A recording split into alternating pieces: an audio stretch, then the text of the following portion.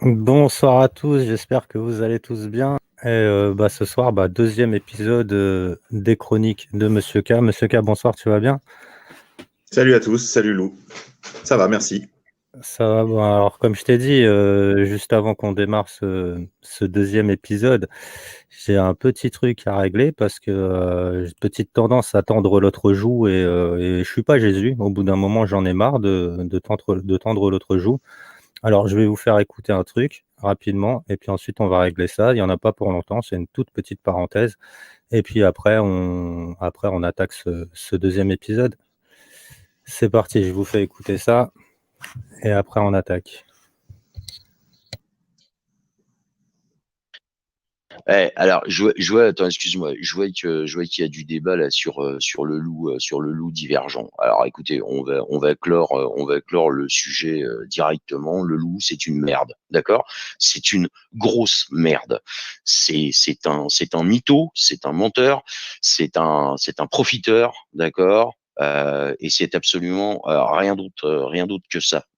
Et, alors, si vous voulez aller voir ses lives et puis lui filer du pognon, il y a aucun problème. Mais moi, je vous suggère juste de prendre votre voiture et puis d'aller voir où est-ce qu'il est exactement. Hein, et puis vous allez voir que les loups, il y en a pas tant que ça, et puis ils sont pas si divergents que ça. Donc voilà, parce que là, ça commence à me saouler.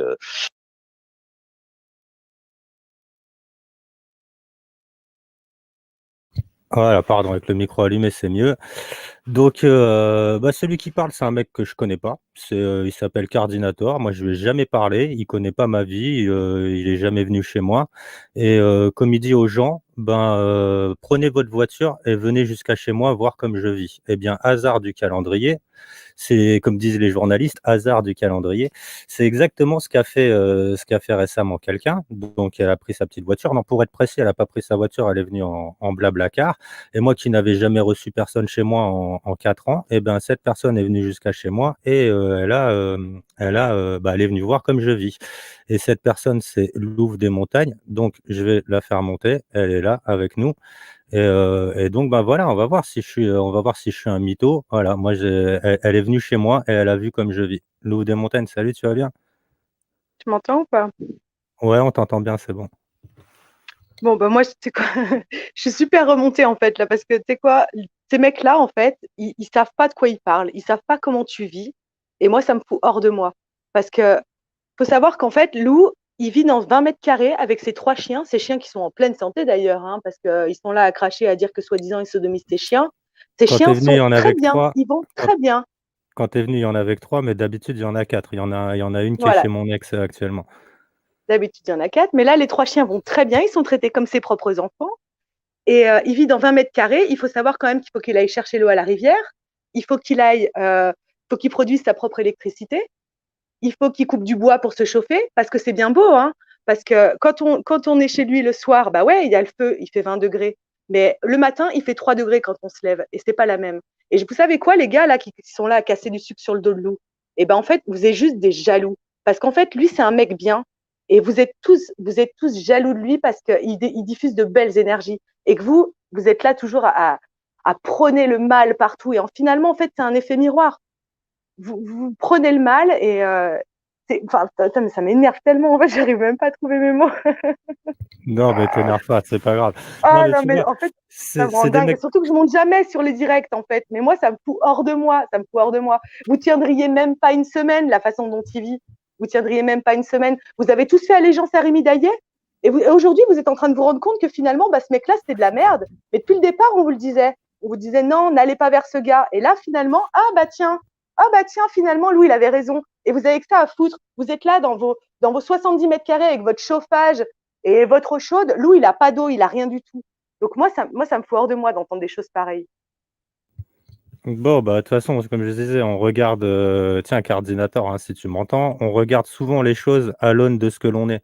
Donc, tu sais, ça me surprend pas énormément, en fait, que tu puisses pas imaginer qu'il y ait des gens intègres sur YouTube. Ça me surprend absolument pas. Mais bon, voilà, tu vois, Tu disais à quelqu'un de prendre sa bagnole et de venir jusqu'à chez moi, de voir comme je vis. Tu me traitais de mytho alors que je ne te connais pas.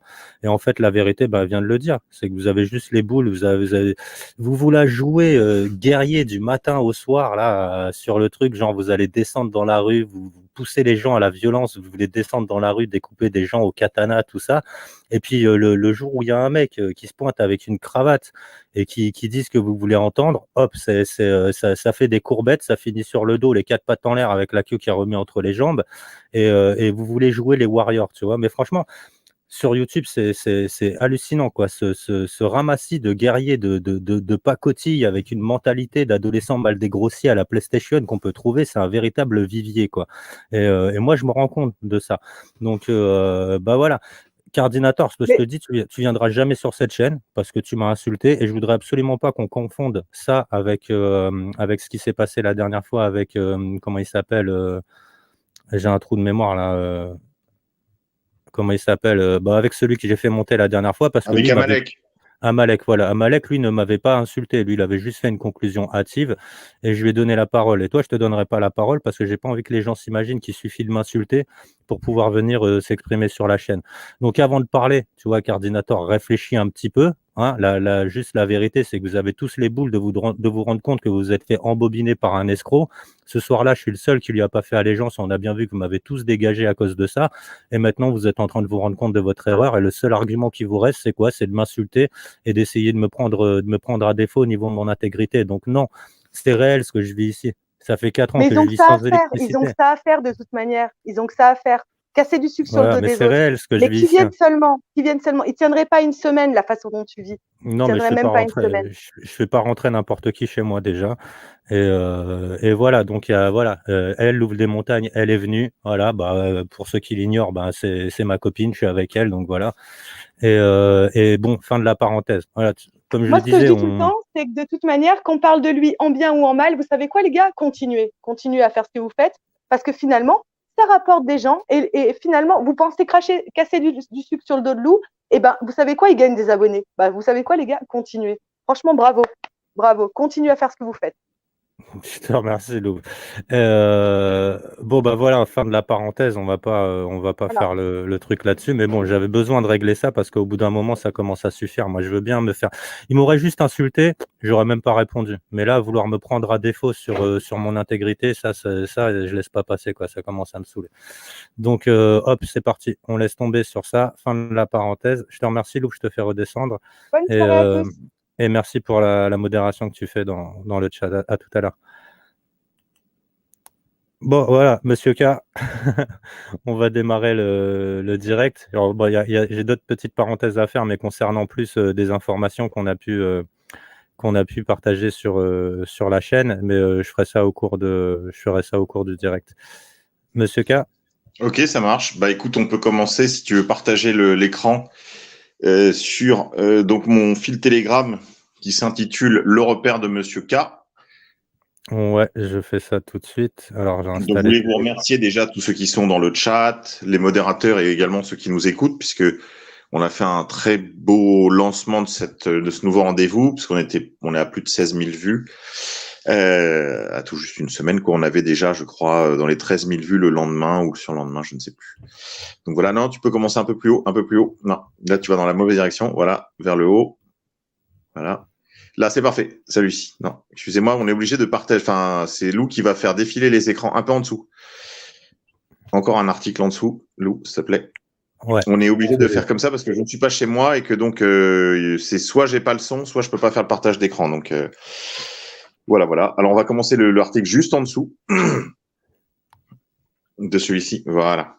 Donc ça c'est sur les antifas parce qu'il y a de la désinformation extrêmement présente sur les réseaux sociaux, en particulier en langue anglaise aux États-Unis et ailleurs, en disant non, les antifas ne sont pas une milice de qui vous savez, c'est juste une action antifasciste, communiste, libertaire, mais ça n'a aucun rapport avec la tribu de Lumière. Donc c'est très simple, hein, on va commencer par ça. Il y a même il y a des demandes de sanctions contre des comptes Twitter, des comptes de un peu partout, qui propageraient cette fake news, donc cette fausse information selon laquelle le mouvement antifasciste, en particulier le Antifasciste Action, serait ou non un mouvement communiste de lumière. Or, c'est documenté par les promoteurs de cette milice eux-mêmes, hein, puisque comme on le voit là, donc 120, c'est les 120 ans du Bund. Le Bund était le parti socialiste de la tribu, et le Bund utilise le même symbole que les 3 flèches, qui ont d'ailleurs été inventées par le secrétaire à la propagande de la révolution bolchevique, donc sous Lénine, qui ensuite est devenu le secrétaire à la propagande du Parti social-démocrate allemand pendant la guerre civile, qui opposait les nationalistes, ce qu'on appelait les corps francs, donc c'est-à-dire tous les anciens du front de la guerre 14-18 qui sont restés coagulés dans des organisations paramilitaires qu'on appelait les corps francs. Tout ça est très bien détaillé dans un assez beau livre de Ernst von Salomon qui s'appelle Les Réprouvés, et qui a été plus ou moins paraphrasé en fait par un historien français dans un livre qui s'intitulait jadis, dans sa première édition, Balticum, et qui a changé de titre, qui s'intitule maintenant Les corps francs, Balticum en sous-titre, je crois. Il me semble que c'était Dominique Vénère, si je dis pas de sottises. Voilà. Et donc, qu'est-ce que c'était que ces corps francs? Justement, c'était tous les anciens du front qui sont restés organisés dans des sortes, il y avait toutes sortes d'associations, hein, des associations de chasse, il y avait parfois des guildes forestières de gens qui coupaient du bois, des organisations parapolitiques, pourrait-on dire, en fait, qui restaient groupés entre eux dans la perspective de défendre le Reich, donc le Second Reich effondré, qui avait dû signer en catastrophe la paix, et ensuite qui a vu la chute de la monarchie allemande, la monarchie prussienne. Et donc, dans le but de défendre leur pays, ils sont restés groupés en violation des conditions en fait du traité de Versailles, qui autorisait seulement une armée, donc une armée allemande de 100 000 hommes, qui était plutôt une troupe d'autodéfense, pourrait-on dire, d'une centaine de milliers de conscrits. Et là, ils étaient beaucoup plus nombreux, bien sûr, au sortir de la guerre. Et donc, ils sont restés groupés pour pouvoir défendre leur pays. Ils ont même lancé une aventure, on pourrait presque dire, de conquête, hein, puisqu'ils se sont lancés dans une guerre contre la Pologne, et également une tentative de conquête de la Courlande, enfin de la Prusse orientale, dans le but on pourrait presque dire, de se tailler un royaume, hein, à ces corps francs. Et ensuite, ces corps francs ont bien sûr participé à la guerre civile.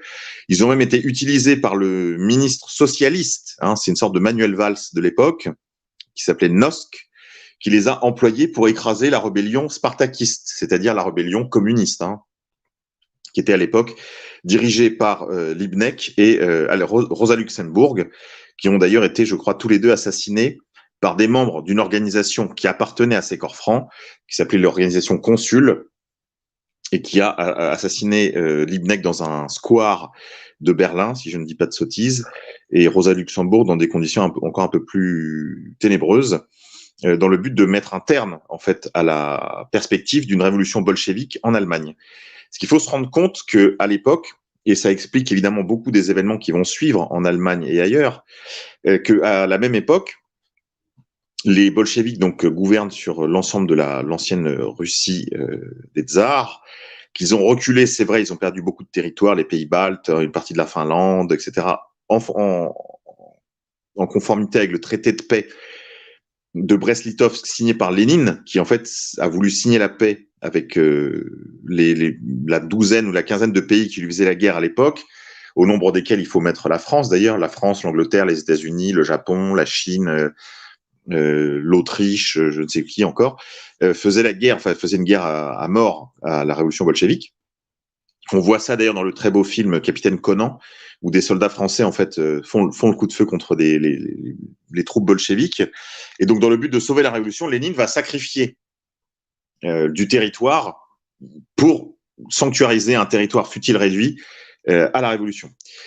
Et dans ce cadre-là, ils vont développer des initiatives pour étendre, pour propager, pour contaminer les pays voisins avec des régimes bolcheviques. Il va y avoir la Mongolie, bien sûr, qui va résister sous les ordres du baron Ungerstenberg, descendant de chevaliers teutoniques et de l'aristocratie balte qui va servir sous les tsars de Russie dans les armées, qui va résister le dernier jusqu'en 1921 en Mongolie, au Tibet, etc., pour empêcher la propagation du bolchevisme en Asie centrale. Et de l'autre côté, il va y avoir une contamination vers la Hongrie et surtout le gros morceau, l'Allemagne.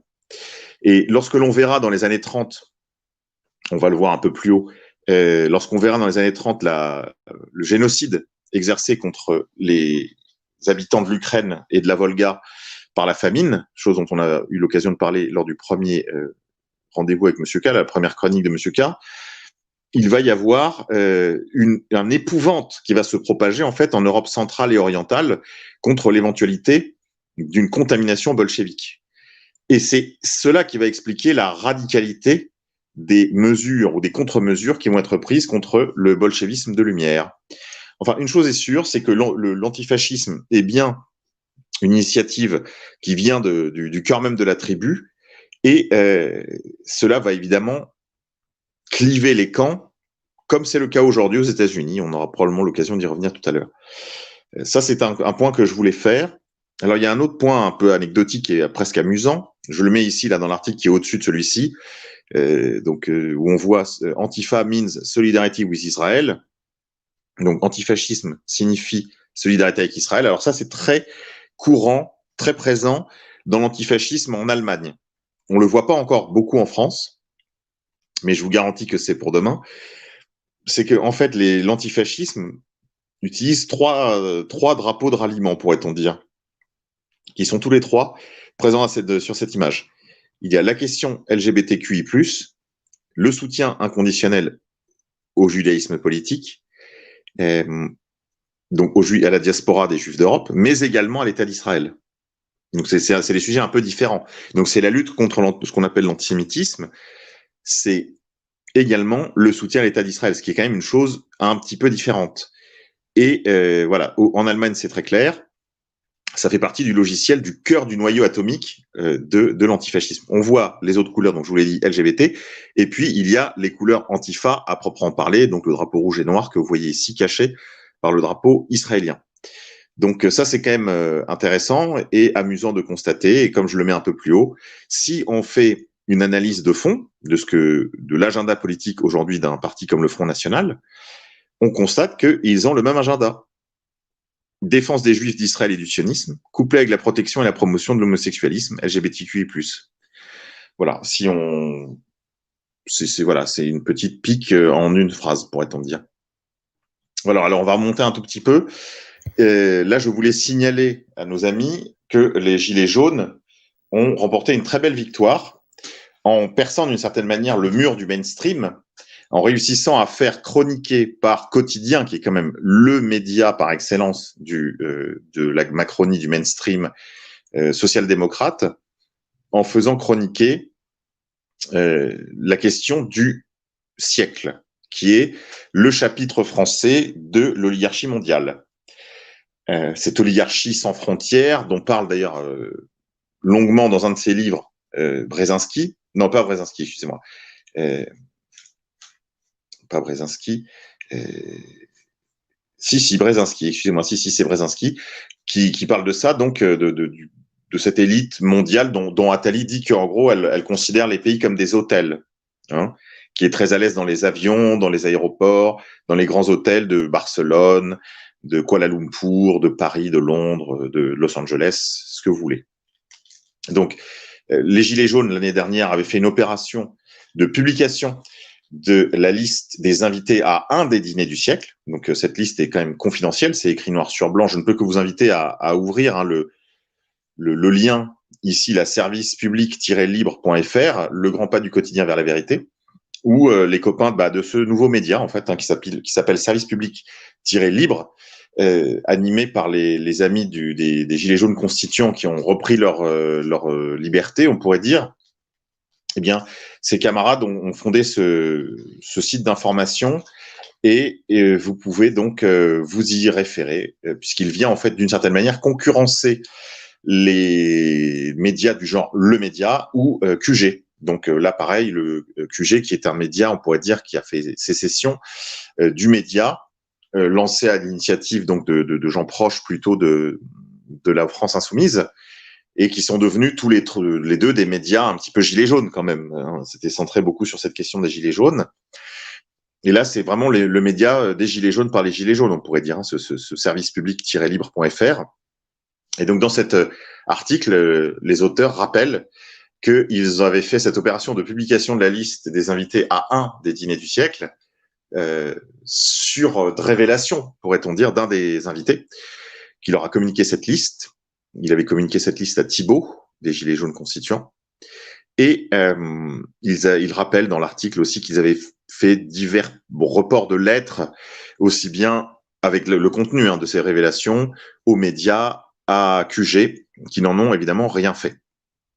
Et puis, ils rappellent qu'ils avaient aussi porté une lettre à Macron, qui était une sorte d'appel au président de la République, de mise en garde au président de la République, pour qu'il mette fin au négationnisme du remède contre le Covid-19. Alors évidemment, ça validait pour partie la pandémie, mais ça avait pour but surtout de nous, comme on l'avait décidé d'ailleurs nous-mêmes sur cette chaîne, Lou, de pousser la question de l'hydroxychloroquine comme une sorte de clé pour ouvrir la porte du confinement. C'est une belle victoire médiatique, ce qu'ils ont obtenu là avec cette petite chronique assez bien faite sur la question du siècle. Alors, ce qu'ils regrettent un petit peu, c'est que la journaliste qui fait ce sujet pour Quotidien ne fait que des constats. Elle décrit assez bien le siècle, mais finalement, elle répond pas à des questions importantes sur l'intentionnalité, justement. Où est-ce que ça nous amène? Qu'est-ce que ça nous dit du régime dans lequel nous vivons? Après, je voudrais faire une petite correction de détail. Quelques petites corrections de détail. La première, c'est que ce ne sont pas les Gilets jaunes qui les premiers ont parlé du siècle. Ce ne sont pas les Gilets jaunes, même les constituants qui les premiers ont publié cette liste du siècle, puisque cette liste, ce club a fait l'objet d'une publication par Emmanuel Ratier de Faits et Documents, qui en était à l'époque encore le directeur, on en a parlé lors de la dernière émission, et qui a fait ce livre sur le siècle, d'une part, qui avait publié évidemment la liste à jour de l'époque, parce que ces choses sont évoluées un petit peu quand même chaque année. Et deuxième chose, c'est que la première organisation à avoir demandé des comptes et avoir donné un rendez-vous militant devant le siècle, ce n'était pas, une fois de plus, les Gilets jaunes constituants, mais bel et bien le mouvement d'action sociale, dirigé par mon ami, le lieutenant Sturm de la radio Méridien Zéro. Il y avait aussi une organisation politique militante, le mouvement d'action sociale, qui avait donné des rendez-vous mensuels devant les rendez-vous du siècle, les dîners du siècle, qui se tenaient à l'époque à l'Automobile Club. Bon, tout ça est facile à documenter, il doit y avoir ici et là des traces de cela. Donc, je le précise parce que on se doit à une certaine exactitude, quand même. Voilà. Alors, un peu plus haut, je vous ai mis une citation de Howard Philip Lovecraft, auteur de science-fiction américain, mais je ne peux pas en donner lecture ici, sous peine de voir la chaîne fermée. Alors là, je vous ai mis un post, ça m'a semblé intéressant parce que... Pour ceux qui demandent le lien vers le Telegram de Monsieur K, sur Telegram, vous tapez le repère de Monsieur K, comme c'est écrit en haut là, REPAIRE de Monsieur K, et puis vous allez tout simplement très facilement trouver le groupe. Voilà. Voilà. Alors ici, je vous ai mis une petite citation de la Bible, parce qu'en fait, ce qu'il faut comprendre, c'est que le code, parce que je sais pas si ceux qui ont étudié le mondialisme, c'est quand même intéressant de le souligner, le mot de passe, le numéro un peu magique qui est attaché à Skull and Bones, dont on parle beaucoup moins que jadis, parce que aujourd'hui, il n'y a pas Donald Trump n'est pas passé par ces clubs, je vous l'ai déjà dit la dernière fois. En revanche, les deux derniers candidats à la présidentielle importants, qui avaient été Bush fils et John Kerry, étaient tous les deux membres de ce club très exclusif de Yale, de l'université de Yale, en Nouvelle-Angleterre, sur la côte est américaine, qui est vraiment l'université d'où sort l'aristocratie américaine, si vous voulez. Cette université avait été fondée d'ailleurs par des animateurs d'origine allemande. Il y a des liens vraiment avec l'illuminisme allemand. On pourrait dire avec même une certaine forme d'hégélianisme. C'est aussi les familles qui trempaient dans le commerce de l'opium, qui seront d'ailleurs responsables des différentes guerres de l'opium en Chine à la fin du 19e siècle, qui seront à l'origine de cette université et qui vont d'ailleurs la financer. Et l'une des sociétés secrètes, je dis bien l'une des sociétés secrètes parce qu'il y en a d'autres qui sont présentes sur ce campus de Yale. Il y en a évidemment d'autres également sur les autres campus des grandes universités de ce qu'on appelle la Ivy League, c'est-à-dire la ligue du lierre. On les appelle comme ça parce que tous les bâtiments, un petit peu de cet univers de la Nouvelle-Angleterre, sont recouverts de lierre. Donc c'est ainsi qu'on désigne les vieilles universités américaines de cette aristocratie de la côte Est. D'ailleurs, pour vous donner une idée, hein, l'article un peu en dessous là que tu as mis à l'écran, Lou, avec Howard Philip Lovecraft, lui, alors typiquement, est un de ces ressortissants de la Nouvelle-Angleterre à l'ancienne, quoi. C'est vraiment une Amérique très européenne, très réactionnaire, très WASP. C'est amusant que les deux articles soient postés l'un à côté de l'autre. Bref, et le mot-clé, le chiffre clé, la clé numérologique de cette société secrète très importante et assez célèbre, encore une fois pour ceux qui ont un peu plus de 25 ans, parce que on en parlait beaucoup du temps des élections Bush-Kerry, c'est ce 3-2-2. Mais c'est un chiffre très énigmatique. Il y a une vidéo d'ailleurs dans laquelle un journaliste très célèbre américain demande. D'ailleurs, il a posé la même question, un petit peu les mêmes questions, aussi bien à Bush qu'à Kerry à l'époque, en leur demandant de s'exprimer sur ce qu'était Skull and Bones dans leur vie. Qu'est-ce que c'était que ce club? Parce qu'il y a une règle qu'il faut savoir, c'est que si on demande à un bonesman, donc un membre de ce club, de parler de Skull and Bones, la règle veut que cette personne quitte la pièce. Et alors, il s'en amusait, le journaliste s'en amusait, et John Kerry avait dit, vous voulez que je parte, c'est ça? Et donc, ils avaient répondu tous les deux, aussi bien Bush que Kerry, que non, ils ne peuvent rien en dire, parce que c'est secret. Et le journaliste avait continué en posant cette question, mais c'est quoi 3-2-2? Eh bien, je suis venu là ce soir avec la réponse. La réponse, c'est ça, c'est qu'en fait, c'est une référence un petit peu codée à la Genèse, chapitre 3, verset 22. Et le Seigneur dit, l'homme maintenant est devenu comme nous, l'un des nôtres, plus exactement, connaissant le bien et le mal. Il ne doit pas être autorisé à atteindre avec sa main et prendre de l'arbre de la vie et de manger de ce fruit. Voilà, donc ça fait référence en fait au passage de la Genèse après que Adam et Ève aient croqué du fruit de l'arbre de la connaissance du bien et du mal, et qui, conformément à la promesse faite par le serpent, devait faire d'eux des dieux. Voilà. Et en fait, ça nous renvoie à l'idée que dans l'illuminisme, en fait, et ça c'est vraiment une chose qu'il est très important de comprendre, je pense, in fine, l'idée c'est que les illuminés, les gens de la tribu de lumière, aussi bien que les gnostiques qui les rejoignent dans ce genre de société secrète, de club, sont des élus, c'est-à-dire qu'en fait, si on veut interpréter la chose à fond, ils se croient être des demi-dieux, même des dieux. Ils pensent être des dieux. Chacun d'entre eux, non pas se rapprocher de Dieu par la grâce de Dieu, mais d'une certaine façon, devenir eux-mêmes des dieux. Vous serez comme des dieux. C'est la promesse du serpent. Et alors, ça nous renvoie à des choses beaucoup plus contemporaines, hein, en particulier à ce discours de Laurent Alexandre, qui devant un parterre d'étudiants de l'école polytechnique leur dit « Vous êtes des dieux, vous serez des dieux, et vous aurez affaire à des inutiles. » Les inutiles, c'est qui? C'est les gilets jaunes. C'est l'exemple qu'il prend. Laurent Alexandre, c'est le mec qui promotionne le transhumanisme. Voilà, Laurent Alexandre, c'est cet homme qu'on voit apparaître à la fin du reportage Hold Up, et dont on voit je crois que c'est une aide-soignante ou une sage-femme qui est extrêmement émue à entendre le discours de Laurent Alexandre devant ses étudiants de Polytechnique, où il qualifie finalement les classes populaires d'inutiles. Et je le répète, ce n'est pas une chose nouvelle. Là, maintenant, on commence à en parler, il y a beaucoup de gens qui se réveillent, avec les événements aux États-Unis, la censure sur Twitter, toutes ces choses-là, les vidéos qui circulent, qui sont traduites. D'ailleurs, je remercie les gens qui ont fait les traductions parce que la semaine dernière, nous avions demandé aux gens qui se sont assignés cette tâche de traduire les vidéos importantes sur la pandémie, sur la plandémie, sur toute l'actualité, quoi, qui qui nous occupe depuis presque un an maintenant. Ils ont fait ce travail, j'ai envie de dire, on a à peine exprimé ce souhait que le boulot était fait. Hein. La vidéo était disponible. D'ailleurs, Lou vous l'a passé dans un live subséquent, hein, pendant la semaine. Je sais plus si c'était le mardi ou le mercredi suivant. Voilà. Le lundi ou le mardi suivant, pardon. Donc, Laurent Alexandre, c'est ce personnage. D'ailleurs, il y a un portrait de lui dans la dernière édition de Faits et Documents.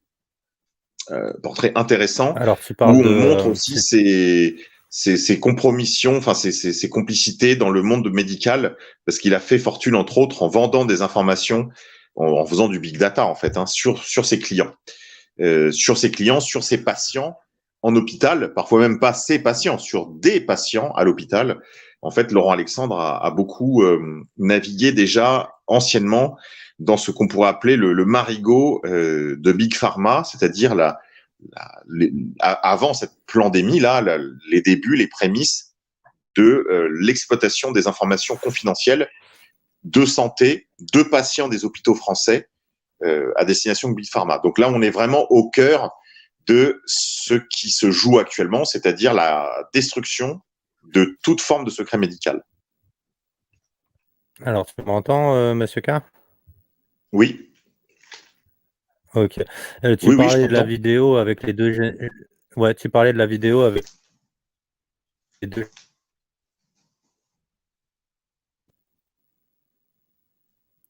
Alors, on a un petit décalage apparemment. Oui, Alors, je je sais pas si parlais. tu m'entends. Moi, je t'entends, mais parfois ça coupe. Mais là, c'est bon.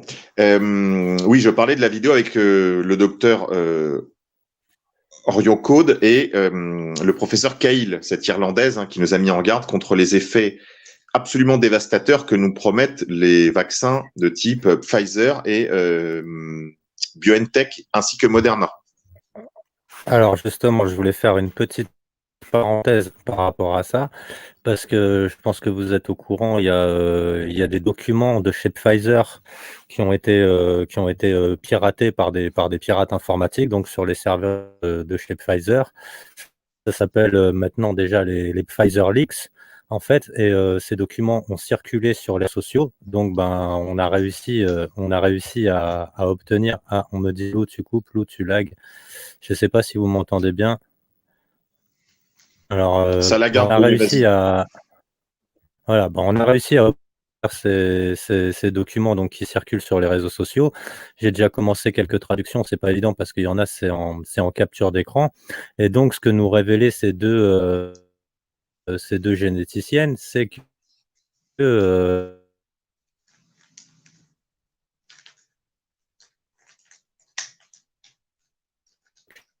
elles m'avaient demandé de supprimer. Je les montrerai, attendez, je vais essayer de les trouver. Alors, pour retrouver les passages exacts, c'est parce que comme je vous l'ai dit, c'est voilà, 20e jour. Hop, je vais essayer de vous mettre ça à l'écran pour vous montrer ça. En fait, on trouve à l'intérieur de ces mails. Alors, attendez, il faut que j'arrive. Hop, je retire ça. Je mets le partage de Google Traduction. J'espère que ça lag pas trop. Et donc, apparemment, Pfizer est parfaitement au courant de ça, puisqu'on voit là sur l'étude sur l'analyse multiplex de la libération de cytokines des splénocytes murins pose également quelques problèmes au 28e jour après l'immunisation. Donc voilà, ça confirme non seulement ce que disaient ces deux généticiens, mais en plus, Pfizer est parfaitement au courant. Donc, bon, il y a plein de choses intéressantes à l'intérieur de ces documents. Donc, Pfizer List, déjà baptisé comme ça. Et je vous parlerai de tout ça samedi lors du journalou, parce qu'en fait, deuxième truc qu'on peut voir, c'est qu'ils ont mis ce vaccin sur le marché. Il n'était pas conforme aux prérogatives de base qu'ils avaient mis en place avant de mettre ce vaccin sur le marché. Et ils reconnaissent qu'ils ne savent. Il y a un risque de tempête cytonique. Pardon. Donc, voilà, ça confirme ce que nous disaient ces généticiennes, et Pfizer est au courant en plus. Donc, je te rends la parole, monsieur K. Non, mais on va pas refaire l'émission de la dernière fois, mais je voudrais juste rappeler que c'est extrêmement inquiétant, extrêmement dangereux. Donc, s'il vous plaît, allez chercher cette vidéo que Lou vous a partagée dans un live précédent, dans un direct précédent. Regardez tout ça, faites vos propres recherches. Vous n'êtes pas obligé de nous croire sur parole. Moi, ce que je vous demande plutôt, c'est ne croyez personne, pas même nous. Ne nous croyez pas sur parole. Faites vos recherches, renseignez-vous, regardez et faites des recherches même de vocabulaire. Qu'est-ce que ça veut dire tempête cytosinique? Regardez tout ça. Hein, faites-vous votre propre opinion. Il n'y a pas besoin de croire ni le professeur Fauci, ni le professeur Salomon, ni Monsieur K, ni Lou sur parole. Faites le travail vous-même, mais de grâce, faites ce travail. Et une fois que ce travail est fait, eh bien, si vous jugez que c'est utile, faites-le savoir autour de vous parce que vraiment, vos proches sont en danger. Voilà. Alors ici, j'ai mis une petite citation de Bernanos parce que ça m'a semblé... continuer, je vais essayer de... Ouais, pardon, je sais qu'on a un décalage. Je vais essayer problème de connexion. Je sais pas si ça va aller mieux, mais je te laisse continuer. J'arrive tout de suite. Hein. Ouais, si tu peux remonter un tout petit peu, voilà. Alors ici, j'ai mis une petite citation de Bernanos. En parlant ainsi, je me moque de scandaliser les esprits faibles qui opposent aux réalités des mots déjà dangereusement vides de leur substance, comme par exemple celui de démocratie. Qu'importe, si vous êtes trop lâche pour regarder ce monde en face afin de le voir tel qu'il est, détournez les yeux, tendez les mains à ces chaînes. Alors j'ai mis cette petite citation parce qu'elle m'a semblé d'actualité, en particulier avec ce qui se passe aux États-Unis. Vous voyez bien que la censure, toutes ces choses ne sont pas une innovation de l'année 2021. C'est juste que maintenant, ils ont enlevé leur masque et ils sont en mode full dictature. Voilà. Donc, comprenez ce qui est en train de se jouer. Arrêtez de chercher des sauveurs. Il n'y a pas de sauveur. Rien ne se fera sans vous. Personne ne va venir vous sauver. Vous allez devoir vous sauver tout seul. C'est la masse critique de ceux qui enclencheront d'une certaine façon les processus de salut individuel. C'est devant la levée en masse d'une certaine façon de gens qui n'attendent aucun sauveur que ce système pourra trouver son défi, trouver une force qui soit en mesure de le défier. Mais certainement pas X sauveurs, hein, que ce soit Donald Trump, QAnon, Vladimir Poutine, l'armée, le grand poney blanc. N'attendez pas de sauveur. Commencez, au lieu de passer votre temps à scroller sur les réseaux sociaux, faites plutôt de l'auto-formation. Apprenez de l'autonomie. Apprenez à devenir autonome en énergie, en nourriture, en savoir-faire. Et surtout, essayez dans la mesure du possible d'acquérir des savoir-faire concrets, pratiques. Apprenez un métier pratique, je vous l'ai déjà dit. Dans le bâtiment, dans la maçonnerie, dans le jardinage, dans la plomberie, l'électricité. Vous pouvez pas tout faire, mais prenez une activité et apprenez cette activité parce qu'il n'est pas impossible que demain, on ait moins besoin de directeurs artistiques, de créateurs de sites internet, ou je ne sais ce que vous faites comme service aujourd'hui, à quel étage vous êtes finalement de la méga machine capitaliste, mais il y a beaucoup de métiers qui vont devenir superfétatoires, inutiles, surtout dans le climat d'un grand reset. Donc vraiment, de grâce, ouvrez les yeux et arrêtez d'attendre des sauveurs et commencez à vous prendre en main. C'est un peu le message que je voudrais vous faire passer. Alors, juste ici, là, le film qui est juste au-dessus, je ne peux pas en parler pour des questions de loi de la communauté, on va dire, enfin de règlement communautaire de YouTube. Donc, je passe, mais c'est un film sur le féminisme et son imprégnation communautaire. Je suis là. Dis-moi où c'est. Non, t'es, oh là là, on était dessus. D'accord. Voilà, celui-ci. Donc, The End is Near. Celui-là, on passe aussi. On va laisser ça pour l'instant. Alors, ici, j'ai mis une petite citation sur la question de l'esclavage. Il y a quelques sujets là sur la question de l'esclavage. Il m'a semblé intéressant de faire quelques rappels. Donc, oui, non, ça, on va passer, ça loue. Voilà. Donc, chacun peut aller voir sur le feed. Non, vers le haut. D'accord. Voilà, merci. Normalement, vous devez m'entendre mieux là maintenant parce que. Voilà, stop. Non, là, tu vas trop. Merci. Encore un peu plus bas. Encore un peu plus bas. Voilà, là, c'est bon. Alors, ici, c'est un professeur d'université, hein, donc de Thomas Sowell, qui rappelle que les hommes de couleur donc n'ont été mis en esclavage, pas parce qu'ils étaient noirs, mais parce qu'ils étaient disponibles. L'esclavage a existé dans le monde depuis des milliers d'années. Des Blancs ont mis en esclavage d'autres Blancs d'Europe pendant des siècles, avant que le premier Noir ne soit amené dans l'hémisphère de l'Ouest. Des Asiatiques ont esclavagisé des Européens, des Asiatiques ont esclavagisé des Asiatiques. Des Africains ont mis en esclavage d'autres Africains. Et même aujourd'hui, on trouve des Noirs qui sont mis en esclavage en Afrique du Nord. Et on trouve même des Noirs donc qui continuent de mettre en esclavage d'autres Noirs. Et ça, c'est vrai. Je vais vous donner un exemple. C'est ce qu'on appelle, par exemple, les reste-avec. Les reste-avec, c'est une pratique d'esclavage qui vient d'Haïti et qui se poursuit aujourd'hui. L'idée, c'est un mot français. Hein. Reste-avec, ça veut dire que c'est un enfant qui coûte trop cher à sa famille. Et donc, on va le mettre en pension dans une famille plus fortunée. Et il va servir d'esclave. Donc, il va faire les tâches les plus serviles, je ne sais pas moi, aller couper du bois, chercher de l'eau, que sais-je, nettoyer, faire la cuisine, s'occuper éventuellement des enfants en bas âge de la famille, enfin faire 1000 choses. Souvent aussi, ça contient une forme d'esclavage sexuel, hein, d'ailleurs aussi bien pour les garçons que pour les filles. L'idée étant que cet enfant n'est plus à la charge de sa famille, il est à la charge finalement de son nouveau maître, et il a pour fonction économique et également des fonctions sexuelles. L'idée étant qu'il peut grappiller des petits sous ici et là pour essayer de se racheter ou d'ouvrir une petite affaire dans le but de s'affranchir d'une certaine façon de sa situation ancillaire. Voilà, donc ça existe toujours à Haïti. Haïti qui est le premier pays, on va dire, afro-descendant, indépendant. C'est quasiment une des plus vieilles républiques existantes. Et pourtant, vous voyez dans quel état se trouve aujourd'hui l'île d'Haïti, alors même qu'elle est, encore une fois, l'un des pays les plus vieux dans son indépendance de l'hémisphère occidental, aussi bien d'ailleurs que des pays afro-descendants. Voilà, donc sachant qu'Haïti se dispute la dernière place dans le rang mondial, parfois avec la Jamaïque, parfois avec le Libéria, enfin ça peut changer. Alors l'image juste au-dessus, c'est un tableau du 19e siècle montrant des orientaux en train d'acheter une femme vendue probablement par un autre slave d'ailleurs, qu'on voit ici en blond. Ça pourrait fort bien être un viking, mais ça peut être un Européen. Enfin voilà, ça peut être un slave lui-même qui commerce. Il faut savoir que le mot slave lui-même veut dire esclave. Hein, c'est encore le cas d'ailleurs dans la langue suédoise. C'est ce que dit ce poste. Et je voudrais rappeler aussi qu'il y a eu, même si c'est des postes qui sont plus hauts dans mon fil, qu'il y a eu une filière d'esclavage d'Européens en Amérique du Nord. Les Irlandais étaient traités à égalité avec les Noirs d'Afrique dans le commerce aux esclaves. Ils étaient vendus d'ailleurs par les Anglais.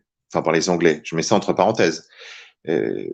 Donc, voilà, les Irlandais ont été de très nombreux esclaves à la même époque que l'esclavage des Africains. Et ce qui est un peu triste et un peu étonnant, c'est qu'on ne parle jamais de cette filière-là, on ne parle jamais de ces esclaves-là, et ils ne demandent aucune réparation, et personne ne s'occupe d'eux, et personne ne dit « Irish Lives Matter ». Personne. Personne ne se s'entiche non plus de dire que les Irlandais souffrent encore aujourd'hui de leur situation ancillaire passée, si vous voulez. Donc en fait, là, il y a là un mensonge. Au contraire, les Irlando-Américains sont aujourd'hui assimilés finalement aux Blancs dans l'esclavage. C'est-à-dire que tous les Blancs d'Amérique du Nord sont mis en accusation pour la question de l'esclavage, alors même qu'eux étaient esclaves et pas maîtres, si vous voulez. Et aujourd'hui, on demande aussi à ces Irlando-descendants, à ces Irlando-américains, finalement, de payer demain probablement des réparations, alors même qu'ils ont été esclaves au même titre que les Noirs, au même titre que les Afro-Américains, et pas du tout des esclavagistes. Voilà. Donc là, c'est quand même une contradiction, à mon avis, qu'il faut souligner d'abord et exploiter à fond. Ensuite, il y a une autre chose amusante, dont on ne parle jamais, même si c'est un peu triste. Hein. Et là, c'est pareil, j'ai fait quelques posts qu'on peut retrouver plus haut dans le fil. On va pas aller les rechercher tout de suite, mais vous pourrez regarder de votre côté. De très nombreux esclaves étaient possédés par des Noirs américains. De très nombreux esclaves étaient la propriété d'autres Noirs libres qui étaient maîtres d'esclaves. D'ailleurs, c'est si vrai que parmi les plus grandes propriétés d'esclaves dans des États comme la Virginie, c'était des Noirs. Et puis, je ne peux pas trop m'étendre, mais pour l'essentiel, et ça, j'invite les gens qui s'intéressent à la question d'esclavage à aller regarder ça. Il y a des posts aussi sur mon fil à ce sujet. Pour l'essentiel, le commerce des esclaves était le fait de la tribu de Lumière, en particulier des maranes espagnols qui avaient rejoint la Hollande ou l'Angleterre et qui s'adonnaient à ce commerce. Ils ont tous des noms espagnols ou portugais, hein, tous. Cela est archi-documenté dans les livres d'histoire qui parlent de l'esclavage. D'ailleurs, très souvent, on les appelait les nouveaux chrétiens. Nouveaux chrétiens, ça veut dire récemment ou fraîchement convertis au christianisme. Ce qui tente à pointer dans la direction, en effet, d'un crypto... voilà, ce sont des cryptos. Voilà, on va s'arrêter là. Alors, un peu plus haut. Alors attends, je sais pas si tu m'entends bien là. Oui, absolument. Ok, bon, alors le problème devrait être réglé parce qu'il y a pas mal de vent, je sais pas si ça va tenir. On me dit qu'il y a Martial Lanoir. Martial, si tu veux bien me contacter par mail, les mails est en bas de l'écran, loukichante@gmail.com. J'avais répondu à ton commentaire la dernière fois sous ma vidéo, mais bon, apparemment tu l'as pas vu. Donc tu me contactes et puis on pourra faire le journalou samedi par exemple ensemble si tu es d'accord. Je te laisse continuer, monsieur K.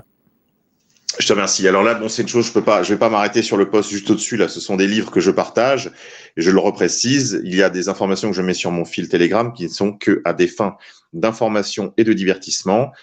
Je rappelle que je ne fais l'apologie ni de la violence ni des actes illégaux. Je suis journaliste. Voilà. Mais là, pour votre information, il y a des livres très intéressants sur, on pourra dire, l'autodéfense, aussi bien, par exemple, les soins de survie. Faire fonctionner une unité de survie en état d'urgence, les pièges, la retraite stratégique, les pièges contre les humains, voilà ce qu'on appelait pendant la guerre du Vietnam les booby traps. Voilà. Alors, ici, bon, je vais passer ça. Alors oui, bon, on va aller jusqu'à Saint-Augustin. Je remonte. Voilà, ici, là. Alors, non, si tu veux bien descendre un petit peu jusqu'au cube, du cube de Saturne. Voilà, là, celui-ci. Non, c'est bon. Non, tu es en train de dépasser, là. Tu reviens sur Saint-Augustin. Voilà, ici. Alors ça va sembler intéressant parce que j'ai mis longtemps à comprendre, à essayer de creuser ce mystère. Pourquoi, dans l'occultisme, c'est toujours le dieu Saturne.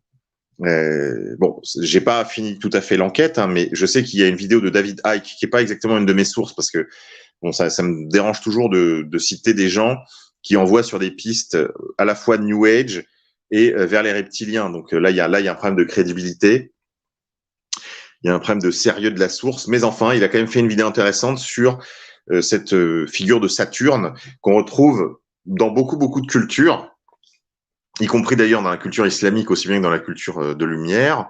C'est cette figure du cube noir qui explique probablement aussi en très grande partie le sens caché, enfin le sens profond de, par exemple, un film comme l'Odyssée 2001, l'Odyssée de l'espace de Kubrick. On retrouve ce cube noir dans énormément de films. Oui, tout à fait. Il apparaît dans le film, donc c'est ce qu'on appelle le monolithe. Hein. Le monolithe, c'est assez mystérieux, on comprend pas très bien, on sent qu'il y a une explication, mais qu'on l'a pas. Bon. Donc, il y a une explication à ça. C'est évidemment, alors ici, vous voyez l'étoile, ce qu'on appelle habituellement l'étoile de David, mais qui en fait n'a rien à voir avec l'étoile de David, qui serait plus précis d'appeler en fait le sceau de Salomon. Donc, cette étoile à 6 branches, qu'on appelle l'hexagramme, qui n'est pas le pentagramme, hein, donc l'étoile à 5 branches, qui est l'étoile, par exemple, qu'on retrouve dans l'occultisme également, dans la maçonnerie, le satanisme, le luciférianisme. Là, on a affaire à une étoile à 6 branches, donc l'hexagramme, qui permet d'ailleurs à l'intérieur de faire un hexagone, hein, une figure à 6 côtés, et on voit qu'en fait l'hexagramme contient un cube. C'est-à-dire que si on relie ensemble les angles de l'hexagramme, ça trace un cube. Et ça, c'est intéressant, parce que ça nous renvoie justement à ces figures cubiques qu'on retrouve dans beaucoup de pays, dans beaucoup de capitales, dans beaucoup de villes en tout cas. Ici, on en a un exemple, mais il y en a beaucoup d'autres. Hein. Manhattan, en Australie, au Danemark, à Santa Ana, ce cube noir qu'on retrouve également à la Mecque, évidemment, avec la pierre cubique. Alors, il faut savoir qu'il sous le grand rectangle noir qu'on voit là, ce qui est caché en fait dans la Kaaba, c'est un monolithe noir, lui aussi tombé du ciel, Et donc, ça renvoie à cette figure-là. Alors, je parlais tout à l'heure du sceau de Salomon parce que Salomon était un démonologiste, c'est-à-dire qu'il invoquait les démons. Il avait c'est pour ça qu'en sorcellerie, en démonologie, on se réfère souvent à Salomon. Il y a un livre de magie très important qui s'appelle Les clavicules de Salomon, les petites clés de Salomon, si vous voulez, qui renvoie à cette idée-là, que Salomon serait l'auteur de ce livre de démonologie. La magie qui a été aussi développée autour de John Dee, le grand sorcier de la reine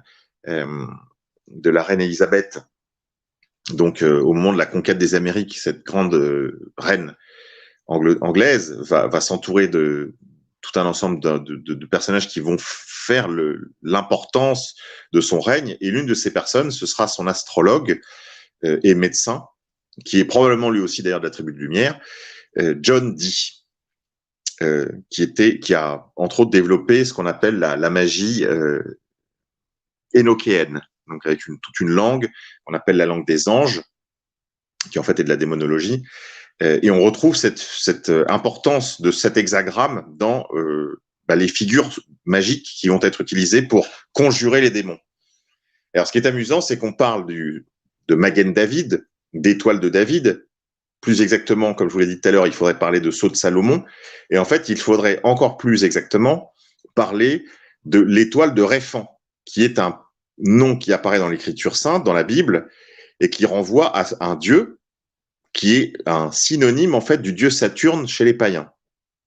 Alors, le dieu Saturne, c'est le dieu à la faux, c'est le dieu de l'occulte, c'est le dieu de la sagesse, c'est le dieu des choses cachées, c'est le dieu de la vieillesse aussi, puisque Saturne, c'est celui qui mange ses enfants. Hein, je rappelle, dans la mythologie latine, c'est ce dieu qui mange ses enfants. Non, je dis une sottise là, c'est Chronos. Mais disons qu'il y a il y a un parallèle, parce qu'en fait, on passe de Chronos, de Ouranos, Chronos, Saturne. Et voilà, on est dans ces dieux ouraniens, ces dieux célestes, qui sont des dieux aussi de l'occulte, raison d'ailleurs pour laquelle on voit l'importance de cela dans, je vous le disais aussi bien dans l'islam que dans le judaïsme, on voit ici par exemple que dans les appareillages de prière des juifs à la synagogue, il y a ce cube qu'on met sur le front et qui contient des parchemins du Talmud. Voilà. Donc il y a des paroles, il y a des petits parchemins qui sont inclus dans cette sorte de boîte en bois et qui renvoie à ce dieu Réphan, donc le dieu Saturne. Donc en fait, le dieu de l'occultisme n'est pas le dieu de la Bible, ce n'est pas le dieu des chrétiens, ce n'est pas le dieu des musulmans. Le dieu de l'occultisme, le dieu de la Kabbale, c'est le dieu de l'occulte, ce dieu Réphan Saturne. Il me semblait intéressant de faire cette petite pause, ce petit rappel, parce que c'est pas sans conséquence, quoi. Alors ici, une petite vidéo que je vous ai mis un peu plus haut, où on voit une chose très bizarre. Je n'ai pas d'explication. Je vous le mets brut. Voilà, celle-là. Si on peut mettre en plein écran, je ne sais pas si c'est possible, je ne sais pas ce qu'il est possible de faire, mais que les gens voient bien ce qui se passe dans cette vidéo. Je m'en occupe. Ça pue l'hologramme. Attends, il y a un truc bizarre. Si vous regardez bien, chers amis. J'essaie de la mettre en plein écran. Alors non, c'est pas ça.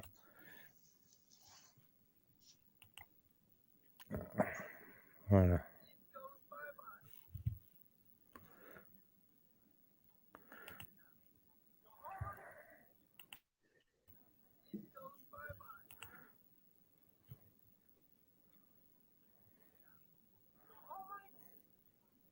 Sinon, vous irez la regarder vous-même. Je crois qu'elle a été publiée sur Twitter, si je dis pas de sottises. Vous irez regarder. Mais là, il y a vraiment un truc bizarre. C'est-à-dire qu'on voit le pape apparaître au balcon un petit balcon. C'est pas le grand balcon papal de Saint-Pierre. Hein. C'est juste un balcon. Il fait un petit coucou. Il tourne le dos. Et d'un coup, boum, c'est pas qu'il disparaît dans la pénombre. Il disparaît d'un coup. Il est encore dans la fenêtre. Et d'un coup, il disparaît. Donc là, vraiment, ouais, c'est chaud. Alors, j'ai pas d'explication. Je ne sais pas si le pape a été arrêté, conformément à ce que disent des lanceurs d'alerte, parfois un peu échevelés sur les réseaux sociaux. Mais en tout cas, il y a une chose bizarre. Il y a déjà 2 trucs qui collent pas, avec ça. Bon, bah, déjà, oui, pour ceux qui pourront aller voir l'image, correctement, en effet, on le voit bien disparaître d'un seul coup, mais il y a même la blancheur de sa robe. Il est censé être à l'intérieur, donc être éclairé par la lumière extérieure et on voit que son vêtement est beaucoup plus blanc que ne pourraient l'être les volets à l'extérieur. Au niveau des ombres, il y a quelque chose qui colle absolument pas et donc, bah, on le voit disparaître comme ça, d'un coup là, tac, hop, il a disparu. Donc quand j'ai vu ça aussi, j'ai été interpellé par ces images. Voilà, dans le même genre d'idée, on peut retourner un tout petit peu en dessous, là, sous Saint-Augustin. Il y a là une vidéo avec Donald Trump. Bon, une chose est sûre, c'est que le fond derrière lui est fake.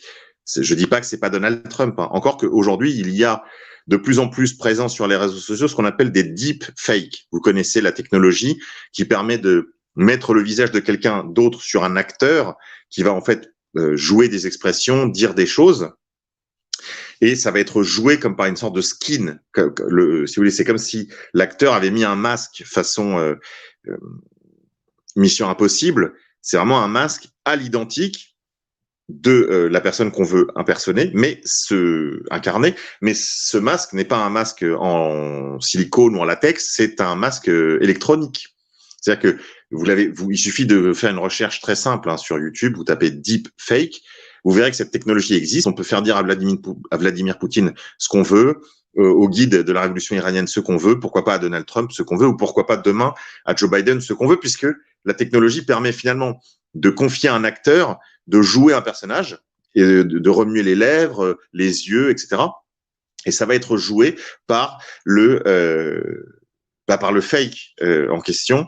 C'est de l'intelligence artificielle d'une certaine façon. Hein.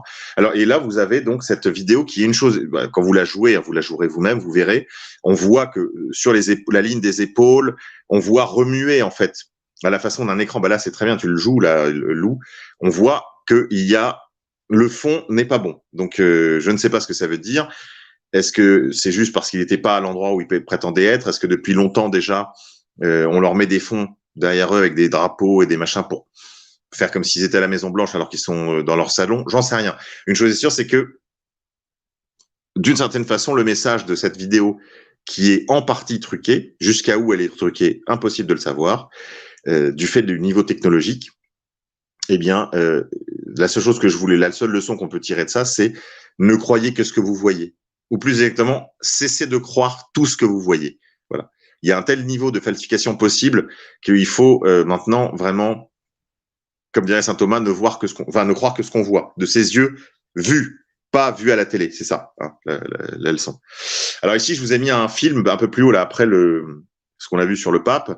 Je vous ai mis un film, donc là, je vous renvoie. Il faut le regarder en entier. Il doit faire une bonne demi-heure, je crois, sur les sacrifices humains dans le Moyen-Orient ancien, en particulier dans l'ancienne Syrie. Donc, ça nous renvoie à tous ces contenus dont on parlait tout à l'heure, le dieu Réphan, un peu plus haut, le dieu Réphan, voilà, encore plus haut. Non, là, tu descends, loup. Voilà, plus haut. Voilà, exactement. Vas-y, c'est ça. Encore, voilà, ici, Ritual Human Sacrifice. Ça, c'est un sujet important. C'est des sujets qui sont traités, comme vous le savez, par la chaîne d'Alexandre Le Breton, à qui je ne prédis pas un très grand avenir sur YouTube, malheureusement, parce que, bon, dire autant de vérité, si vous voulez envoyer des pilules rouges par douzaine, c'est quand même un problème. Donc, probablement que elle ne survivra pas au milieu des vidéos de chatons et de tuto make-up.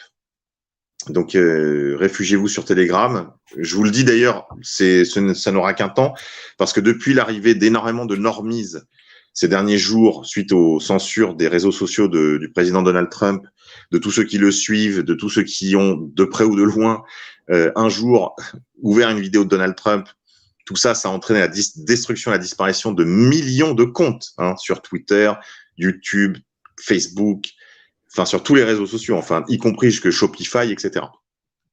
Donc cette immense vague de censure se poursuit, elle va se poursuivre bien sûr, et elle a déjà commencé sur Telegram. C'est-à-dire que là, on commence à voir les normies qui viennent de se faire jeter des autres réseaux sociaux commencer à demander de la censure sur des groupes qui ne leur en demandaient pas tant.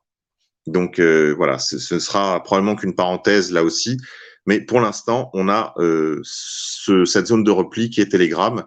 Vous pouvez aller sur Telegram et vous pouvez aller également sur Gab.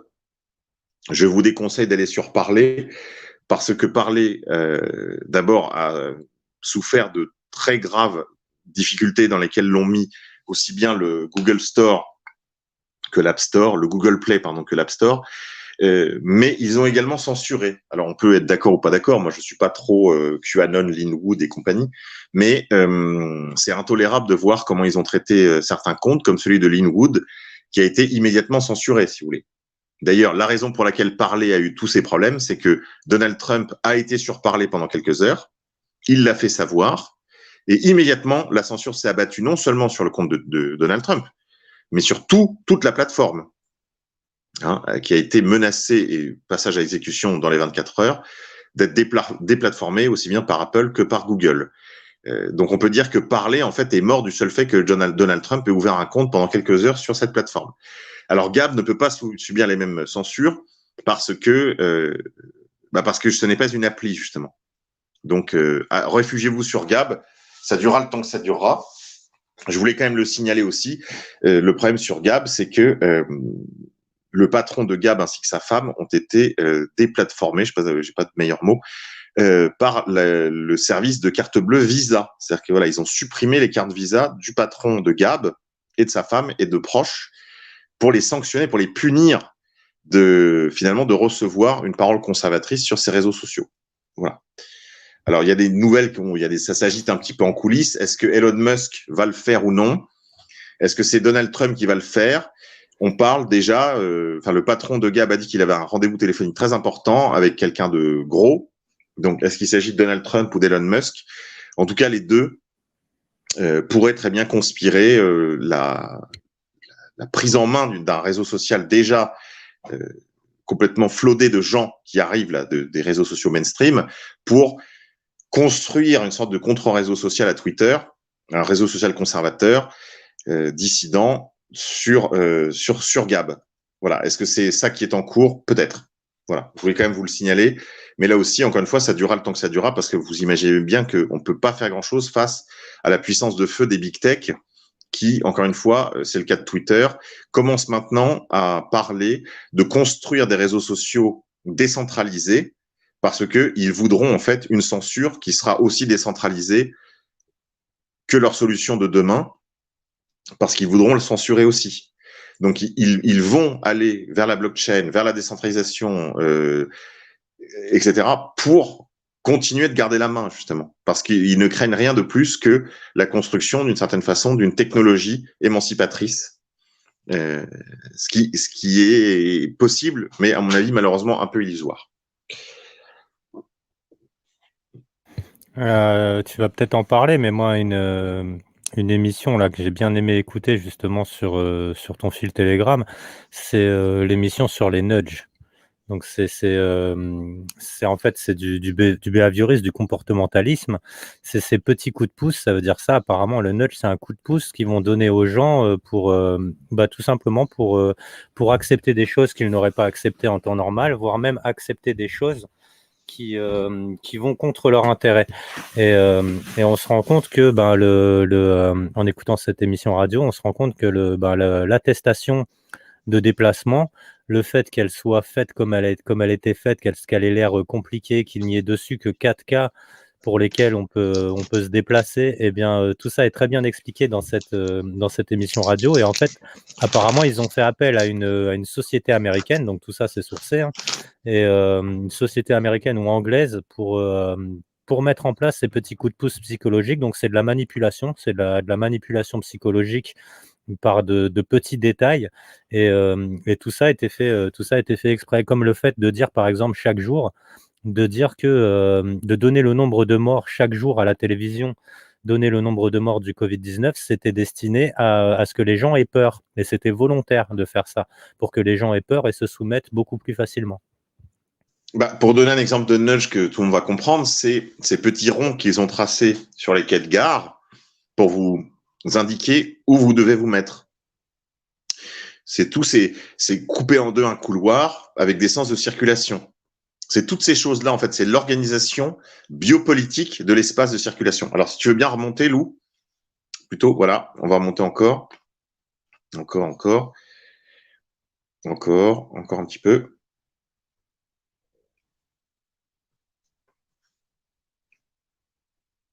Voilà, jusque-là. Merci. Donc, ici, là, non, tu t'es trop.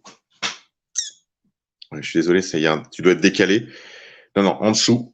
Alors, là, je vous ai mis un documentaire qui a amené les esclaves en Amérique du Nord. On en a parlé un petit peu. Mais là, vous avez un documentaire qui dure 40 minutes qui vous parlera de ça. Alors ici, l'article sur lequel tu t'es arrêté, pénurie de nourriture, la Chine et le Vietnam achètent du riz indien pour la première fois depuis des décennies. Souvenez-vous, on vous a parlé de ça il y a déjà 1 an. Oui, il y aura des pénuries alimentaires. Il y aura des pénuries alimentaires et ça a commencé. Je vous ai parlé lors de la dernière édition qu'il y avait eu des incendies importants en Australie, en Chine, au Brésil et ailleurs. Donc, il va y avoir une raréfaction de certaines ressources alimentaires. Des pays qui étaient exportateurs de certaines denrées vont cesser leurs exportations ou mettre des quotas à ces exportations. Et donc, voilà. Donc, prenez vos dispositions, faites du stock. Ça sert à rien de stocker tout et n'importe quoi. Faites du stock. Ça vous permettra de faire des économies. Organisez-vous de manière à ne pas faire partie de ceux qui, finalement, seront les cigales. Hein. Voilà, j'ai envie de vous parler des cigales et de la fourmi, comme dans la fable de La Fontaine. Ne soyez pas des cigales, soyez des fourmis. Alors oui, le nudge, c'est celui-là, là, c'est cette émission dont tu parlais, donc de France Culture. Donc c'est du mainstream français, tout ce qu'il y a de plus admis. Hein, y a pas c'est pas du conspirationnisme. Voilà, émission signe des temps, le nudge et le comportementalisme. Donc voilà, c'est les petits coups de pouce. Nudge, ça veut vraiment dire coup de pouce. Donc, c'est ce que vous a expliqué Lou. Hein. C'est tout simplement, je vous encourage à écouter cette émission pour ceux qui ne connaissent pas du tout c'est un petit peu innovant. Alors, c'est pas que la technique a été inventée en 2020, mais sa mise en place à une si grande échelle dans le cadre de l'accompagnement de la pandémie, évidemment, ça, c'est nouveau. Donc, chacun d'entre vous en a fait l'expérience. Et alors, ce qui est intéressant, c'est que si vous écoutez l'émission, vous allez commencer à comprendre, en fait, la fabrique de ces nudges et y prêter peut-être plus d'attention et donc être moins souple avec ce nudge, moins obéissant, moins compliant, comme diraient les Anglais, c'est-à-dire vous allez être moins complice finalement de cette ingénierie sociale tranquille, non aversive, qui vous met dans une sorte de bain. Hein. L'idée, en gros, c'est comme dans une prison, c'est de vous enlever toute responsabilité, toute initiative. Voilà, parce que si vous vous intéressez à la vie carcérale, on vous expliquera. En prison, vous ne prenez jamais de décision. Vous êtes pris en charge, 100%, comme un enfant ou comme une chose. Alors, un tout petit peu plus haut, là, je vous ai mis une émission, pareil, du mainstream français, parce que je me suis dit que ça avait tout un intérêt d'aller montrer, comme on le fait aussi beaucoup sur la chaîne de Lou, c'est-à-dire d'aller chercher de l'information quand même dans le mainstream pour vous montrer que on n'invente pas, hein, on n'invente rien. On peut parfois tomber dans des trous de lapin, comme disent les Américains. On peut parfois aller faire de la recherche sur des choses pointues, mais là, c'est vraiment de l'info mainstream. Donc, c'est cette émission, l'incident de l'USS Liberty, une attaque israélienne. Rendez-vous avec Monsieur X du 11 juin 2005. Vous voyez, c'est une émission qui a 15 ans. Alors, pour ceux qui ne connaissent pas Monsieur X, un ancien des services français qui a fait des émissions. D'ailleurs, c'est une des raisons, entre autres, pour lesquelles je m'appelle Monsieur K, c'est parce que je trouve ce monsieur, même si je suis pas toujours d'accord avec lui, intéressant sur le plan radiophonique. Hein, c'est des belles émissions. Moi, j'en écoute quand même beaucoup. J'essaye aussi de déceler quand il ment, parce que ça arrive, quand il cache des petits mensonges de l'oligarchie française, quand il va pas au bout de certaines logiques. Mais voilà, c'est des belles émissions, donc je ne peux que vous encourager à le découvrir pour ceux qui ne connaissaient pas. C'est Rendez-vous avec Monsieur X. Et ici, il parle de l'incident de l'USS Liberty, qui était une tentative de l'État israélien par le bombardement d'un navire de renseignement américain en Méditerranée, ou en mer Rouge, je ne sais plus, de le détruire en faisant passer cela pour une attaque de l'aviation égyptienne, ce qui aurait évidemment mis ipso facto les États-Unis en guerre contre l'Égypte. C'est une attaque sous faux drapeau. En fait, ils ont essayé pendant de longues minutes, moi je crois même de longues heures, de couler ce navire. Donc ils attaquaient ce navire. Les Américains envoyaient des messages radio en leur disant: «Arrêtez de nous tirer dessus, on est dans votre camp, on est dans votre camp». Et l'objectif, c'était de couler l'USS Liberty et de faire croire que c'était une attaque égyptienne. Et l'excuse qu'ils ont donnée derrière, alors qu'ils recevaient les messages radio des Américains quand même, l'excuse qu'ils ont donnée derrière, c'est oups, excusez-nous, on s'est trompé, on a cru que c'était un navire égyptien. Voilà, et ça en est resté là d'un point de vue officiel, alors que non, c'était une tentative d'attaque sous faux drapeau. Alors, il y a des survivants de cette attaque, il y a des vidéos de témoignages, et c'est une chose qui a fait l'objet de questions au moment de la tournée des universités par une organisation conservatrice, c'est-à-dire vraiment de faux conservateurs autour donc de Turning Point USA, donc c'est cette organisation que E. Michael Jones appelle les cocksuckers, puisque les frères Koch financent tout un ensemble d'organisations de jeunesse, étudiantes, etc., de faux conservateurs qui sont de vrais républicains, mais qui sont en fait des promoteurs de l'agenda sioniste, LGBT. Et il y a eu une sorte de courant minoritaire dans le cadre de ces événements universitaires où des jeunes gens venaient au moment des questions-réponses poser des questions embarrassantes aux invités. Une des questions qui avait beaucoup de succès, c'était une question justement sur la complicité, ou plus exactement sur l'imbrication des intérêts américains et israéliens, sur l'intérêt pour des gens qui prétendaient faire une politique America First de balancer des milliards de dollars à Israël. Je rappelle que cette année, on leur a encore fait un chèque là pour Noël de 500 millions de dollars. C'est-à-dire que dans le cadre du chèque de relance américain, les Américains, on leur a promis 600 dollars par foyer, ce qui fait à peu près 1,25 $ par jour. Mais pendant ce temps-là, les États-Unis balançaient 10 millions de dollars, par exemple, pour soutenir des programmes de défense du gender au Pakistan, et 500 millions rien que pour l'État d'Israël. Donc, dans le cadre de cette lutte interne au conservatisme américain, ces jeunes gens posaient des questions sur l'USS Liberty et également sur les Dancing Israelis. Aller sur Internet, ils s'en amusaient en posant la question, par exemple, à Kirk, l'un des principaux porte-parole de cette jeunesse conservatrice. Il disait, est-ce que quand tu étais en Israël, tu savais que les Israéliens étaient parmi les meilleurs danseurs au monde? Je vous recommande, vous, dans la salle, de faire taper dans Google « Dancing Israelis », Israéliens dansant. Voilà, ce qui, évidemment, vous ramène tout de suite à l'incident des 4 Israéliens de l'entreprise de déménagement qui ont été attrapés sur le toit de leur camionnette en train de danser en observant les tours du 11 septembre s'effondrer, si vous voulez. Ils ont même donné des témoignages à la télévision israélienne dans lequel ils reconnaissaient qu'ils étaient membres d'un réseau de renseignement israélien qui était caché sous le prétexte d'étudiants en arts, en beaux-arts, qui avaient approché tout un ensemble d'agents américains, en particulier de la DEA, donc la Drug Administration, enfin l'administration américaine de lutte contre la drogue, ainsi que l'ATF, donc l'administration qui luttait contre, enfin qui régule les armes, le tabac et les alcools, ainsi que des gens du FBI. Voilà, ils avaient fait tout un réseau d'espionnage, et en fait ils encadraient les apprentis pilotes des écoles de Floride et d'ailleurs qui ont, selon la théorie officielle, balancé des avions dans les tours du 11 septembre. Voilà, donc c'est intéressant là ici, il y a juste l'article au-dessus d'ailleurs, on a un petit mot de Dean Rusk, qui était le secrétaire d'État, c'est-à-dire le ministre des Affaires étrangères des États-Unis au moment de l'incident de l'USS Liberty, et qui dit « Je n'ai jamais été vraiment satisfait par l'explication des Israéliens. Il soutenait que l'attaque qui a donc contre le Liberty était un accident, ou alors le fait d'un commandant, comment on pourrait dire, trigger happy, c'est-à-dire un fou de la gâchette, quoi, d'un commandant fou de la gâchette, à travers des canaux diplomatiques. Nous leur avons fait savoir que nous n'acceptions pas ces explications. Je ne les ai jamais crues, ni alors, ni aujourd'hui. Cette attaque était outrageante. Des membres survivants du Liberty disent que l'attaque israélienne sur leur vaisseau était délibérée et qu'ils l'ont fait en toute connaissance que ce vaisseau était un navire américain. Voilà, donc ça c'est un sujet intéressant parce que ça prouve que on peut pas être ami ni allié d'un pays qui fait ça, si vous voulez. Il y a des gens qui ont été tués dans ce cadre-là, et on ne peut pas expliquer le silence et l'absence totale d'indemnisation d'ailleurs des victimes, autrement que par le pouvoir tout-puissant du lobby qui n'existe pas.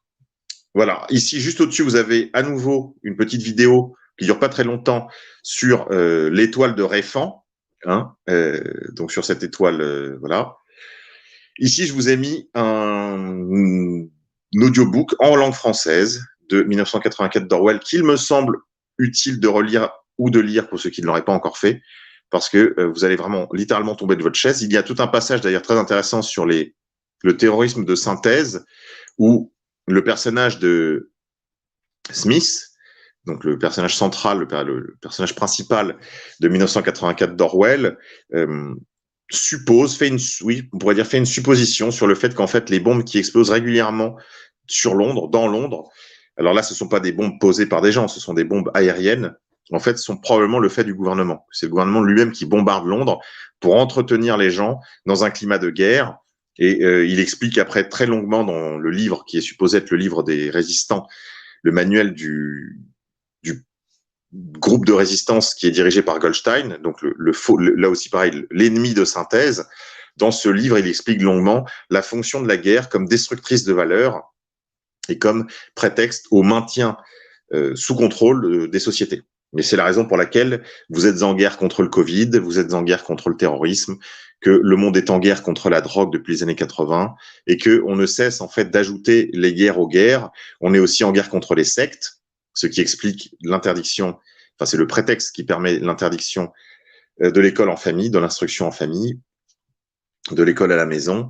Et pour faire une petite incursion, je rappelle que Monsieur Daillé est là pour ça. Hein. Le seul bénéfice de l'opération Daillé, c'est de pouvoir bien compromettre les gens qui sont un peu passablement énervés en ce moment, leur promettre un putsch en bois sur Internet, mais ça pourra faire de très bons papiers demain dans Libération. On pourra dire, voilà, les tarés de l'école à la maison qui veut préparer un coup d'État. Donc, on vous dira que vous êtes des séparatistes, au même titre que les islamistes radicaux, et les lois qui étaient initialement prévues pour écraser l'islamisme radical se retourneront contre les familles, toujours plus nombreuses, surtout depuis l'imposition du masque aux enfants à partir de 6 ans, qui veulent faire l'instruction en famille. Voilà, pour vous enfermer chez vous et pour verrouiller le système, il faut aussi faire des contre-mesures des gens qui voudraient soustraire leurs enfants à la folie, enfin à la coronafolie, hein, en particulier dans les écoles. Et pour pouvoir fermer ce côté-là de la boîte, eh bien, probablement qu'ils vont se servir de Monsieur Daillé. Voilà. Alors attends, pour celui qui n'arrive pas à trouver le télégramme de Monsieur K, donc Valipi, c'est parce que tu regardes en haut de l'écran, là, c'est marqué le repère P-A-I-R-E. Donc c'est pour ça que tu n'arrives pas à trouver, c'est que l'orthographe n'est pas bonne. C'est P-A-I-R-E qu'il faut mettre. Et sur le Rémi Daillé, je veux dire juste un minimum de bon sens. YouTube, c'est un outil de partage, c'est un outil de communication. On produit du contenu sur YouTube et on partage le contenu. Il n'y a pas de révolution qui va se monter par YouTube, il n'y a pas de coup d'État qui va se faire par YouTube. YouTube, c'est totalement sous maîtrise, totalement sous contrôle. Donc si on laisse agir des personnages tels que Rémi Daillé et que ces vidéos ne sont pas supprimées de YouTube, c'est évidemment qu'il y a un contrôle derrière et que ça sert à quelque chose. Donc juste un peu de bon sens des fois, pour tous ceux qui pensent que demain la révolution va se faire par YouTube. Voilà, faut revenir un peu les pattes sur terre et juste réaliser de ce qu'est YouTube, un outil de partage, un outil de produit où on produit du contenu, c'est tout. Oui, d'ailleurs, on a passé un peu rapidement. Il y avait l'affaire Olivier Duhamel. J'ai mis le livre. Bon, c'est pas passionnant, hein, mais je vous ai mis le livre quelque part dans le fil là un peu plus bas. Voilà, le livre de Camille Kouchner, hein, donc la Familia Grande. Je vous l'ai mis en PDF. Je l'ai copié d'ailleurs du fil de la cocarde étudiante. Pour ceux qui sont encore étudiants, vous pouvez peut-être regarder ce qui se passe de ce côté-là. Donc dans ce livre, il y a un dévoilement à la fois de ce qui s'est passé autour de la famille d'Olivier Duhamel, la famille Pizier, les familles Funk Brentano, la famille Kouchner, bien sûr. c'est le fils Kouchner qui a été l'objet d'un abus. Vous pouvez lire ça, c'est un livre à clé, et je le signale parce qu'il y a une émission qui va sortir très, très prochainement, le volet 2 là, du Grand Reset, pardon, qu'on a tourné avec Alain et Pierre de Brague ces derniers jours. Donc ça va sortir très bientôt là sur Égalité et Réconciliation, dans quelques jours, je pense. Et puis vous aurez dans les bonus tout un passage justement où on revient sur Rémi Daillé, parce que il y a aussi, il y a évidemment la présence de Xavier de Faits et Documents, et dans la dernière livraison de Faits et Documents, il y a une petite page de biographie sur Rémi Daillé. Pour ceux que ça intéresse, vous pouvez évidemment vous abonner à Faits et Documents et regarder ce qui a été fait par Faits et Documents, qui est vraiment hyper sourcé, hyper solide. C'est un petit peu moins, comment dirais-je, je veux pas tirer sur le travail d'Amalek parce qu'il est très valable, mais c'est moins l'homme qui a vu l'ours, qui a vu la femme qui s'est enfuie, quoi. C'est moins, vous voyez, c'est beaucoup plus sourcé, c'est peut-être moins aventureux, moins exaltant que le scénario pour la lecture, quoi, que vous propose Amalek très sympathiquement, et vraiment je le remercie pour le bon travail qu'il peut faire. Mais voilà, là dans Faits et Documents, on est sur du solide, sur du sourcé. Et vous pouvez vous référer donc à ce portrait qui a été fait par Xavier et qui, comme à son habitude, c'est un truc, voilà, c'est chirurgical, quoi. Donc je veux pas trop dévoiler ce qu'on a dit dans l'émission ni ce qu'il y a dans ce portrait, mais là on l'a rhabillé pour l'hiver. Hein. Donc non, Monsieur Daillé n'est pas authentique. Non, Monsieur Daillé n'est pas un rebelle. Toute sa biographie prouve qu'il fait partie de l'oligarchie. Hein. Voilà. Voilà. Donc ici je vous ai mis un petit. Je le fais pas trop.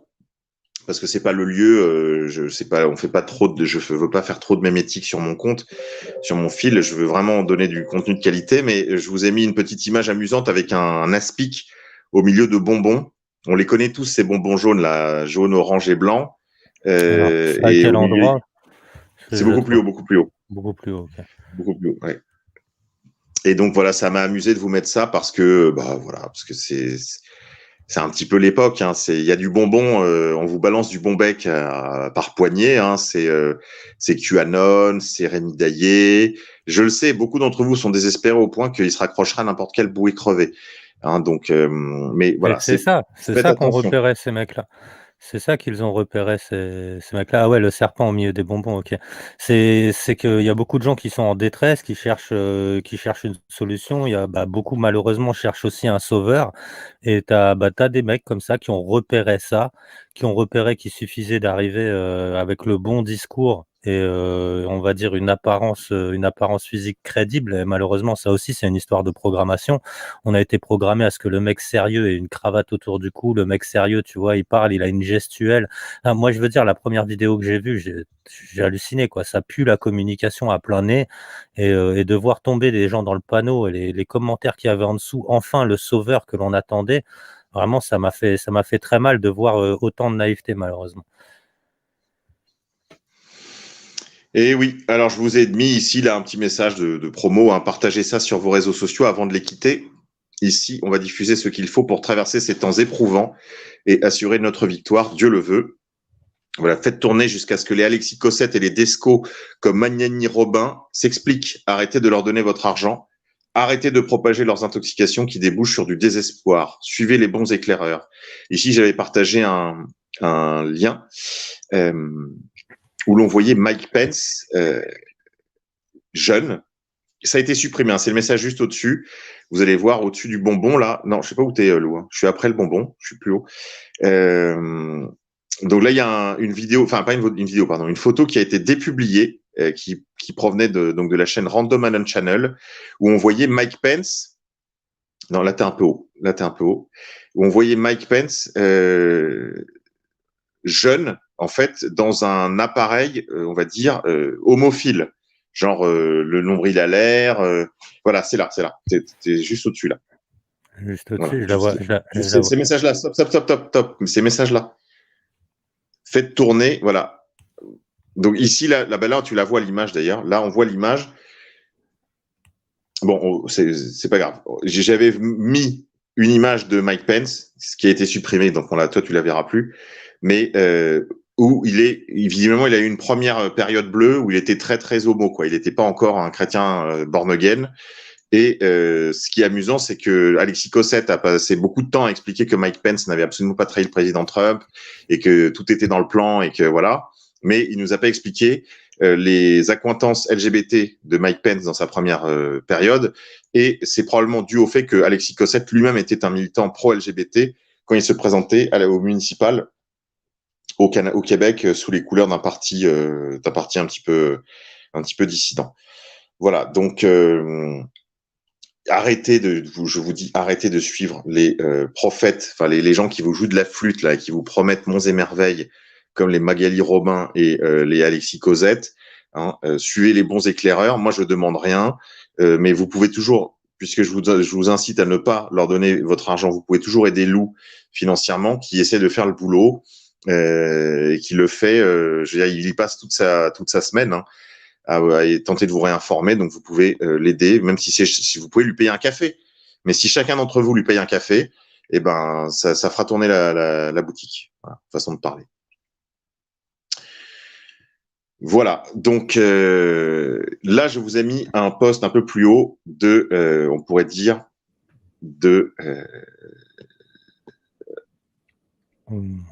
un peu plus haut, encore un peu plus haut.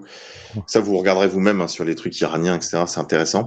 Là, je vous ai mis un post, on peut dire, de développement personnel, si on veut, que j'ai traduit de l'anglais. Voilà, donc c'est un article, voilà, celui-ci, juste en dessous de Obey, là. Okay. Je vous ai mis un long article sur, en fait, ce qu'il s'agit de faire, parce que les gens sont toujours désespérés de savoir ce qu'il s'agit de faire. La première chose à faire, déjà, c'est par exemple ne pas entrer en guerre avec votre famille. Ça me semble très important. Parce que qu'on soit d'accord ou pas politiquement avec sa famille, on n'en a qu'une. Et les liens du sang sont des liens qui sont pré-politiques. Ils sont pré-politiques.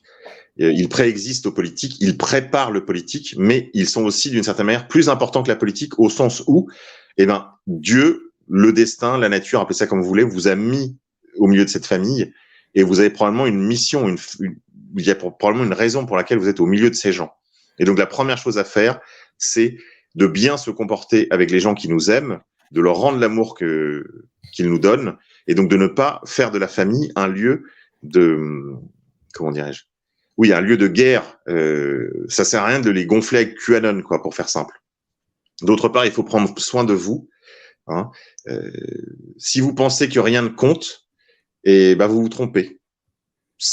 Et probablement, si vous pensez ça, c'est que vous pensez que vous-même, vous n'avez pas d'importance. Vous comptez. Il faut que vous rentriez ça dans le crâne. Vous comptez. Vous faites partie de la solution. C'est la raison pour laquelle vous devez prendre soin de vous. Je parle pour les messieurs, hein, ici. Rasez-vous. Allez prendre une douche. Coupez-vous les ongles.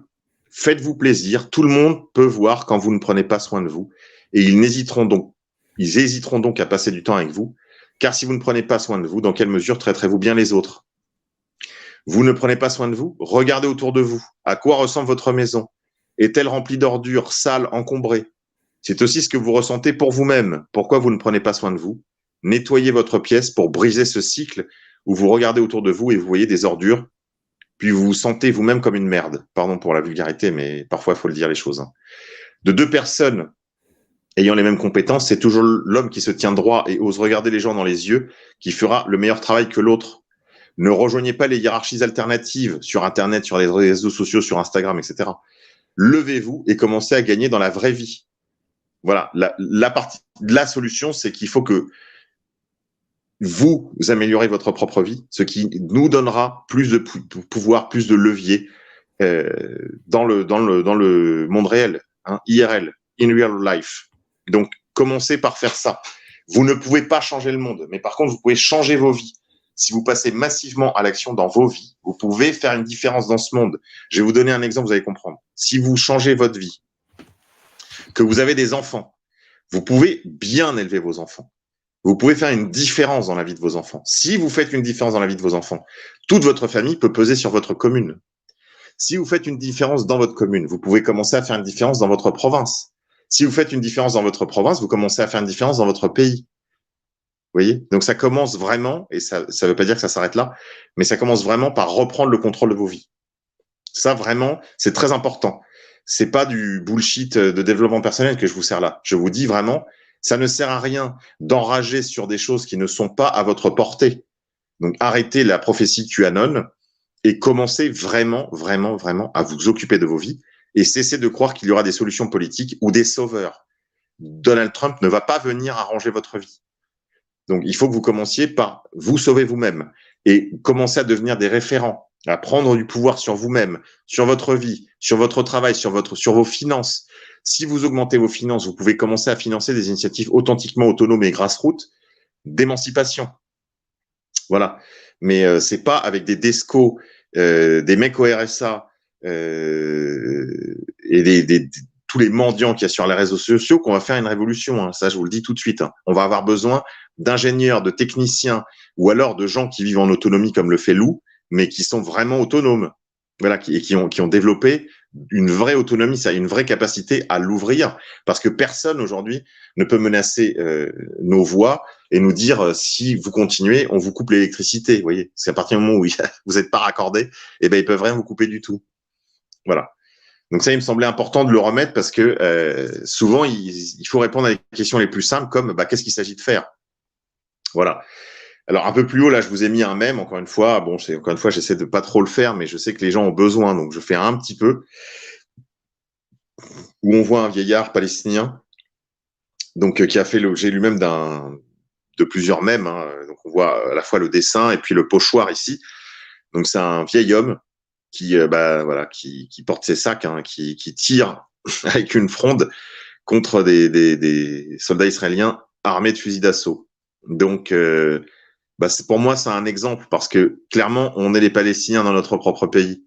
Et ceux qui n'ont pas encore compris ça, c'est qu'il faut que vous vous abonniez à mon fil parce que je vais vous le montrer dans les jours, les semaines à venir où je ne vais cesser de vous mettre petite brique par petite brique pour que vous puissiez vous-même recomposer le puzzle. Je vais vous mettre une pièce par poste et vous allez vous-même commencer à comprendre comment s'organise le puzzle. Voilà, ici je vous ai mis une photo juste au-dessus du métro parisien. Alors je vais pas trop commenter, mais voilà, c'est self-explicite. Hein, voilà, ça c'est le métro parisien. Voilà, il n'a pas l'air content, le petit jeune, là. Il a l'air un petit peu agressif. Un petit peu agressif. Voilà, et je vais m'arrêter sur le dernier post un tout petit peu plus haut, pas un peu plus en haut, une vidéo. Voilà, ici, une vidéo avec Eustache Mullins, si je ne dis pas de sottises. Oui, c'est ça. C'est une vidéo avec Eustache Mullins sur la création monétaire et la tribu de lumière.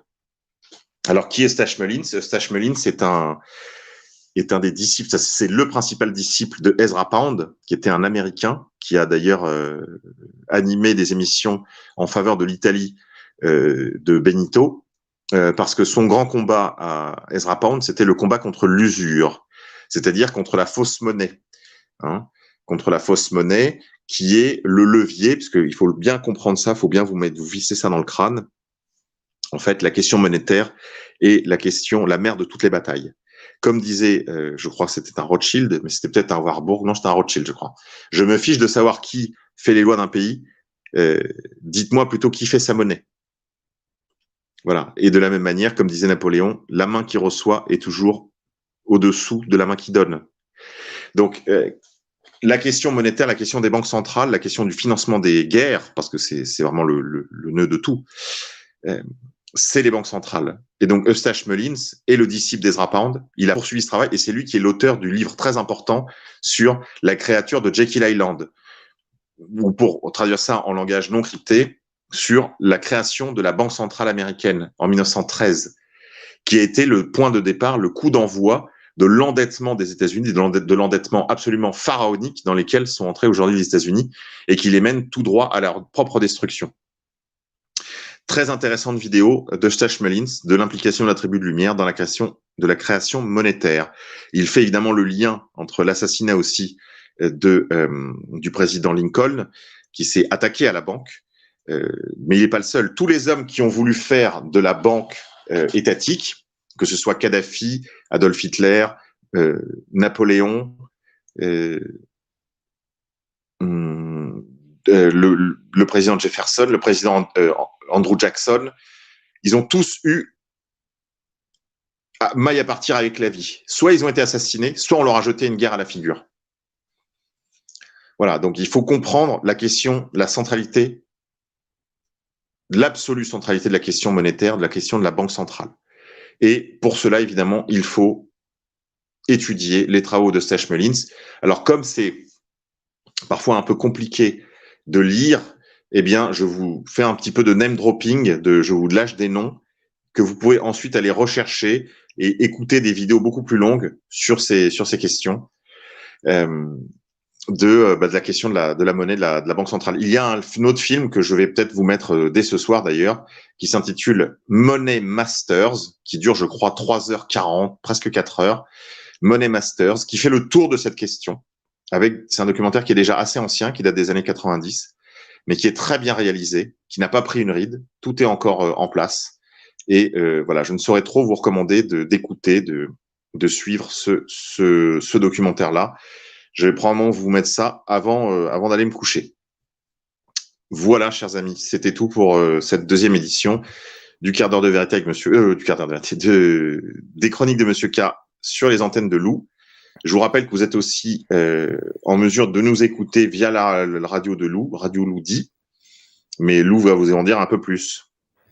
Ah bah Radio Lodi, il y aura un lancement officiel, donc la radio elle tourne pour l'instant, il y a une playlist de 24 heures qui tourne et il y aura un lancement officiel où après évidemment les programmes seront mis à jour régulièrement. Et avant de faire ce lancement officiel, je suis en train de mettre en place une mailing list en fait pour que vous puissiez recevoir une notification à chaque fois qu'il y aura des directs sur Radio Lodi. Donc pour l'instant ça tourne, la radio elle tourne, vous pouvez trouver le lien dans le descriptif, mais c'est encore en phase bêta, on va dire en phase de développement. Donc je ferai un direct pour annoncer le lancement officiel de Radio Lodi. Pour celui qui me demande si je vais mettre tous les liens dans le descriptif, non, là ce soir je vais pas mettre tous les liens dans le descriptif.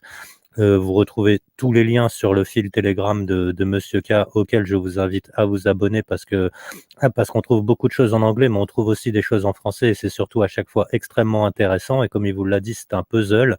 Et une fois que vous assemblez un petit peu toutes les pièces du puzzle, vous compreniez un petit peu mieux pourquoi il nous disait tout à l'heure que nous sommes des Palestiniens dans notre propre pays. Voilà, donc on peut pas faire malheureusement le travail à la place des gens systématiquement. Donc il faut aussi mettre un petit peu la main à la pâte et puis aller s'informer, aller faire les recherches soi-même. Regardez, comme le disait Monsieur K, ne nous croyez pas, vérifiez par vous-même et on n'est jamais mieux convaincu que par soi-même. Donc c'est mieux d'aller regarder, de se renseigner, de faire ses propres recherches plutôt que de croire sur parole. Voilà. Alors si tu peux mettre en partage Lou, l'autre fil là qui est mon fil perso là de travail pour préparer mes quotidiennes. Alors, je voudrais juste dire un petit mot. Là il y a juste un ou deux articles que je pense important de partager avec vous. Alors le premier c'est il y a un mème, donc on voit un lion en anglais là. Il n'est plus l'heure de réveiller les moutons, il est l'heure de réveiller les autres lions. Ça, je pense que c'est important de comprendre ça. Notre travail à nous, ce n'est pas tout en bas. Tout en bas, ok. Notre travail à nous, ce n'est pas de réveiller les moutons. Arrêtez de vous proposer de réveiller l'oncle de la tante à Jules à qui vous essayez d'expliquer hold up, voilà ce niveau-là d'information, si vous voulez. Voilà le Great Reset, tout ça. Je vais vous expliquer. Non, ça sert à rien. Il ne s'agit pas là de réveiller des gens au conspirationnisme, pour la faire simple. Il s'agit d'éveiller des gens qui sont déjà à demi réveillés. Il faut les organiser. D'ailleurs, je redis un mot là-dessus pour ceux qui veulent s'organiser dans la vraie vie. Il y a le réseau RSA France. Pour ceux qui sont trop paranoïaques pour entrer dans quelque réseau que ce soit, eh bien, ne le faites pas. Mais ceux qui pensent qu'il faut quand même localement pouvoir s'aider, s'entraider, s'identifier, parce que demain, on aura besoin de sortir finalement de notre confinement, de notre isolement, eh bien, voilà, il y a cette option-là. Encore une fois, j'en fais pas des gorges chaudes. Je vous dis, si vous trouvez que c'est trop de risque de rentrer dans un réseau sur Telegram et de se rencontrer dans la vraie vie pour peut-être participer à des manifestations contre le masque obligatoire, pour essayer de libérer les enfants de 6 ans et plus du masque à l'école, etc., ne le faites pas. Mais ne venez pas ensuite pleurer quand vos enfants ou vos petits-enfants vous demanderont demain « Qu'est-ce que tu as fait pour nous ?» Vous ne pourrez pas dire je me suis levé. Non, se lever, c'est pas scroller des fils sur Instagram, même pas sur Telegram. Donc voilà, si vous voulez vous organiser, il y a cette option-là. Et encore une fois, pour ce qui est de la réinformation, ça ne sert à rien d'essayer de réveiller tout le monde et de croire que quand tout le monde sera réveillé, alors les choses changeront. Non, les choses peuvent changer d'ores et déjà si nous organisons tous les éveillés et que nous réveillons ceux qui sont en voie d'éveil. Ceux qui sont en voie de réveil, c'est eux à qui il faut filer des pilules rouges pour qu'ils arrêtent de croire au Rémi Daillé, à la démocratie, ou à je ne sais quelle fadaise du dieu Maccabi, si vous voulez. Donc il faut, au lieu de faire un travail océanique en jetant vos filets dans la haute mer, il vaut mieux cibler des populations. Par exemple, essayer d'être actif sur des groupes de discussion sur Telegram ou ailleurs, sur Facebook ou que sais-je, sur des groupes, sur des communautés sur lesquelles on va pouvoir commencer à faire des choses. Et encore une fois, je crois que l'écueil à éviter, c'est ce qui s'est produit un petit peu sur le Discord, c'est-à-dire de virer au café du commerce. Ce n'est pas le but. Le but, c'est d'être quand même dans l'action. Et l'action, ça se mesure. On s'assigne des objectifs qui peuvent même être quantifiés et on fait des retours d'expérience. On doit faire des bilans. Qu'est-ce qu'on a réussi ces derniers jours à réaliser par rapport aux objectifs qui avaient été fixés? Voilà, ce n'est pas c'est pas une activité de loisir ce que je vous propose. Hein. Et je vous demande aussi de prendre en compte le fait que la situation dans laquelle nous sommes est critique. Nous sommes au bord d'être broyés. Donc, il est vraiment temps de cesser d'être spectateur et de passer à l'action. Alors, quelques articles un peu plus haut. Benjamin Netanyahou a dépublié sa photo qu'il partageait avec Donald Trump sur son compte Twitter. Ça vous prouve quel genre d'alliés ils peuvent être. Hein. On a parlé tout à l'heure de l'USS Liberty. Voilà, alors que sur ces derniers mois, c'était à tu et à toi, je te tape sur le ventre, t'es mon meilleur pote. Hein. Bon, il y a quand même une déclaration de Netanyahou en disant que une fois qu'ils en auraient fini de presser les États-Unis comme un citron, ils jetteraient les Corses comme leur première chaussette. Hein. Donc ça aussi, ça a été enregistré, c'est public. Hein. Voilà, là, alors arrivent dans les hôpitaux les premiers badges pour les soignants vaccinés. Donc ça, évidemment, pour l'instant, ce n'est que sur une base volontaire, mais voilà ce qui nous attend. Donc les soignants vaccinés ont des badges et demain, ils auront probablement des passes. Et puis ceux qui ne seront pas vaccinés sont même menacés d'être renvoyés, hein, je vous l'ai déjà dit, mais ça me semble quand même important. Ici, un tout petit peu plus haut, justement, on voit dans la vidéo, on peut peut-être la faire écouter, Lou, il y en a pour 3 minutes, si je dis pas de sottises. Voilà, une vidéo qui dure 1 minute 10 de Madame Céline Pina sur le personnel soignant qui ne souhaite pas se faire vacciner s'ils n'admettent pas qu'il y a des règles qui s'imposent, ils n'ont rien à faire dans ce type de milieu. Je suis pas sûr qu'il faille les garder. Voilà, juste la vidéo au-dessus, de là où tu es. On peut faire écouter. Ça commence. C'est-à-dire que là, maintenant, c'est la vaccination n'est pas obligatoire, hein, comme l'avait promis Macron et Castex, mais on parle déjà de virer le personnel soignant qui ne se fera pas vacciner.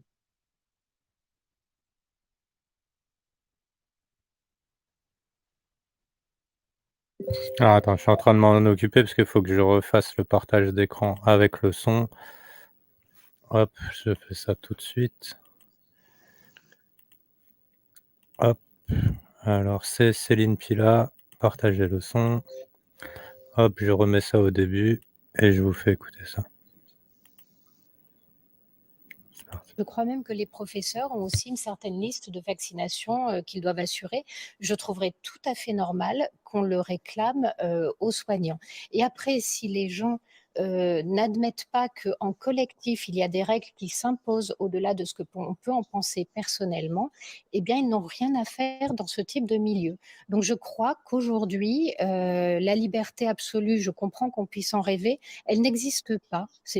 Voilà, on est toujours limité par la liberté des uns ou des autres et parfois on doit être limité par sa propre responsabilité et ce qu'on doit à ce qui est plus grand que nous. Mais est-ce qu'on pourrait se passer, imaginons qu'il y ait 30% des soignants, du personnel soignant qui refusent de se faire soigner. On ne va pas les exclure des hôpitaux, des cabinets de médecine, parce qu'on aurait une pénurie terrible à gérer. Écoutez, je pense qu'à un moment donné, il y a aussi des pressions sociales qui s'exercent. C'est-à-dire que si vous êtes dans un hôpital, que tout le monde a fait cet effort-là, a fait ce choix-là, et que vous avez des individus qui veulent s'en extraire, je ne suis pas sûre qu'il faille les garder. Parce que vous ne savez pas jusqu'à quel point ces gens-là feront primer leur intérêt personnel ou leurs obsessions par rapport aux besoins des gens qui dépendent d'eux.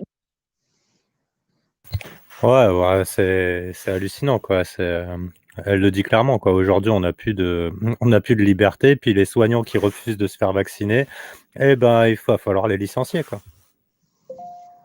Voilà, en fait, la question qui se pose maintenant, c'est est-ce que ce licenciement est un licenciement pour faute? Pourquoi pas? C'est-à-dire qu'en fait, il n'y a pas d'indemnité qui soit attachée à un tel licenciement, puisque quelque part, ils refusent de faire leur boulot. C'est ça le.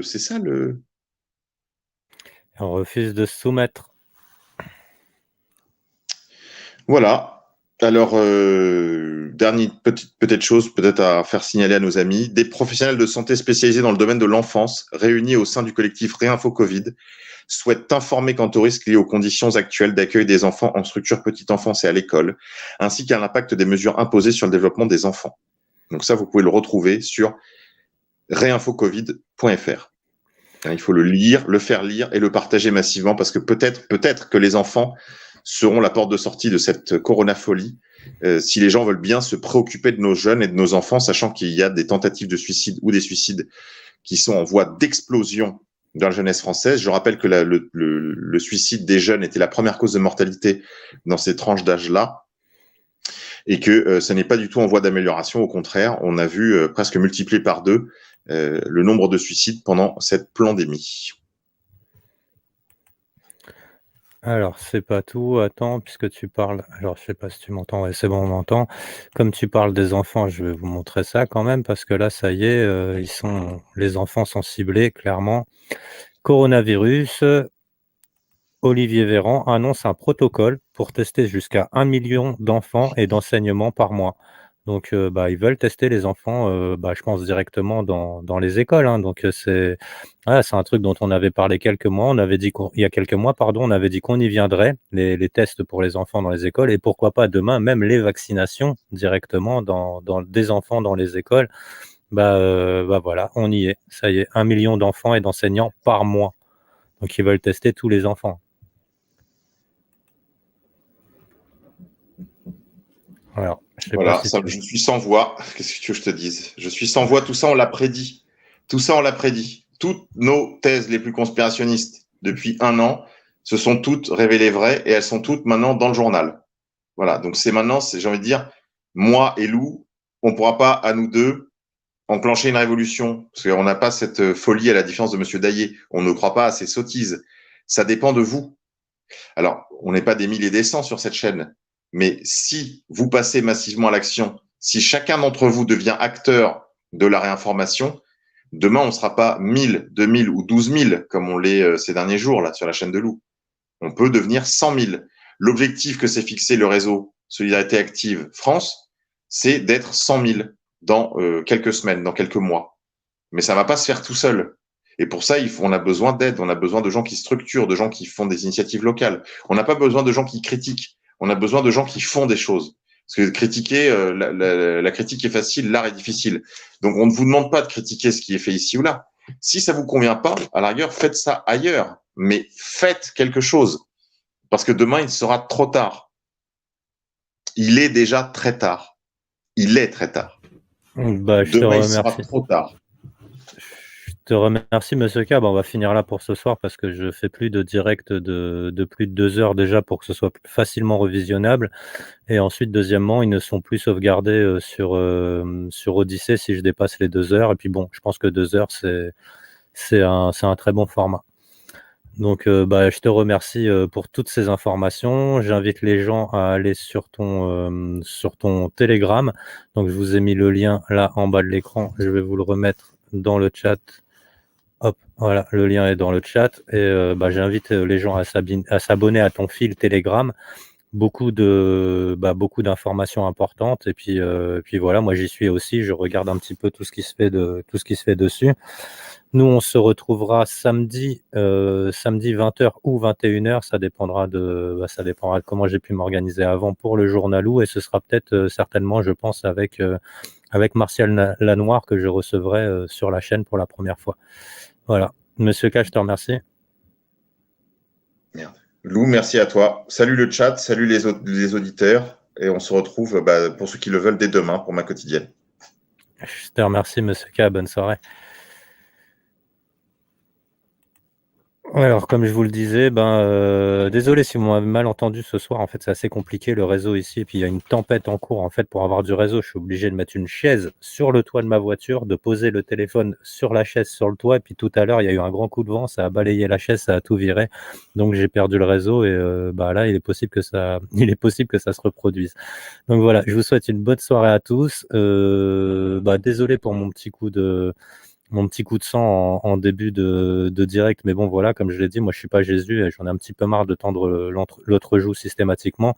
C'est quelque chose qui ne se reproduira plus puisque je vais plus répondre à toutes ces attaques. Voilà, c'est pas le but de la chaîne, c'est pas non plus de tomber dans le YouTube game. Et puis c'est pas évident hein, parfois aussi de pas tomber dedans parce que voilà, c'est toujours des attaques assez traîtres et puis bon voilà, je vais pas m'éterniser là-dessus. Je vous souhaite une bonne soirée à tous. Prenez soin de vous, prenez soin de ceux que vous aimez. On se retrouve samedi 20h ou 21h pour le journalou et entre-temps, continuez de faire des recherches, continuez à essayer de trouver des solutions. Ce que vous a dit Monsieur K tout à l'heure, moi je le dis souvent mais d'une autre forme, c'est faut d'abord commencer par s'aimer soi-même pour pouvoir ensuite aimer les autres. Et puis enfin, il y a la troisième partie qui est la plus agréable. C'est enfin à ce moment-là, une fois qu'on s'aime soi-même et qu'on aime les autres, on finit par être aimé par les autres. Et donc, voilà, il y a un retour à tout ce qu'on envoie. Ouais, Silvano Trotta aussi qui fait du très bon taf. Et il y a une vidéo de Silvano Trotta qui vient de sortir. Je sais plus comment ça s'appelle, on en parlera samedi. Je vous souhaite une bonne soirée à tous, je vous fais de gros bisous et je vous dis rendez-vous samedi, à bientôt. Et voilà, prenez soin de vous, à bientôt. Je cherche le clip fin, c'est parti. Faut que je pense aussi à remercier les modérateurs. Donc je remercie les modérateurs de la chaîne, c'est un travail pas évident ce qu'ils font parce que ça demande beaucoup de concentration, il y a parfois aussi pas mal de trolls. Donc merci à tous les modérateurs de la chaîne, la Louve des montagnes, Fleur Touareg du désert et puis tous ceux que j'oublie, je vous remercie. Je vous fais des gros bisous à tous aussi. Allez, ciao, bonne soirée.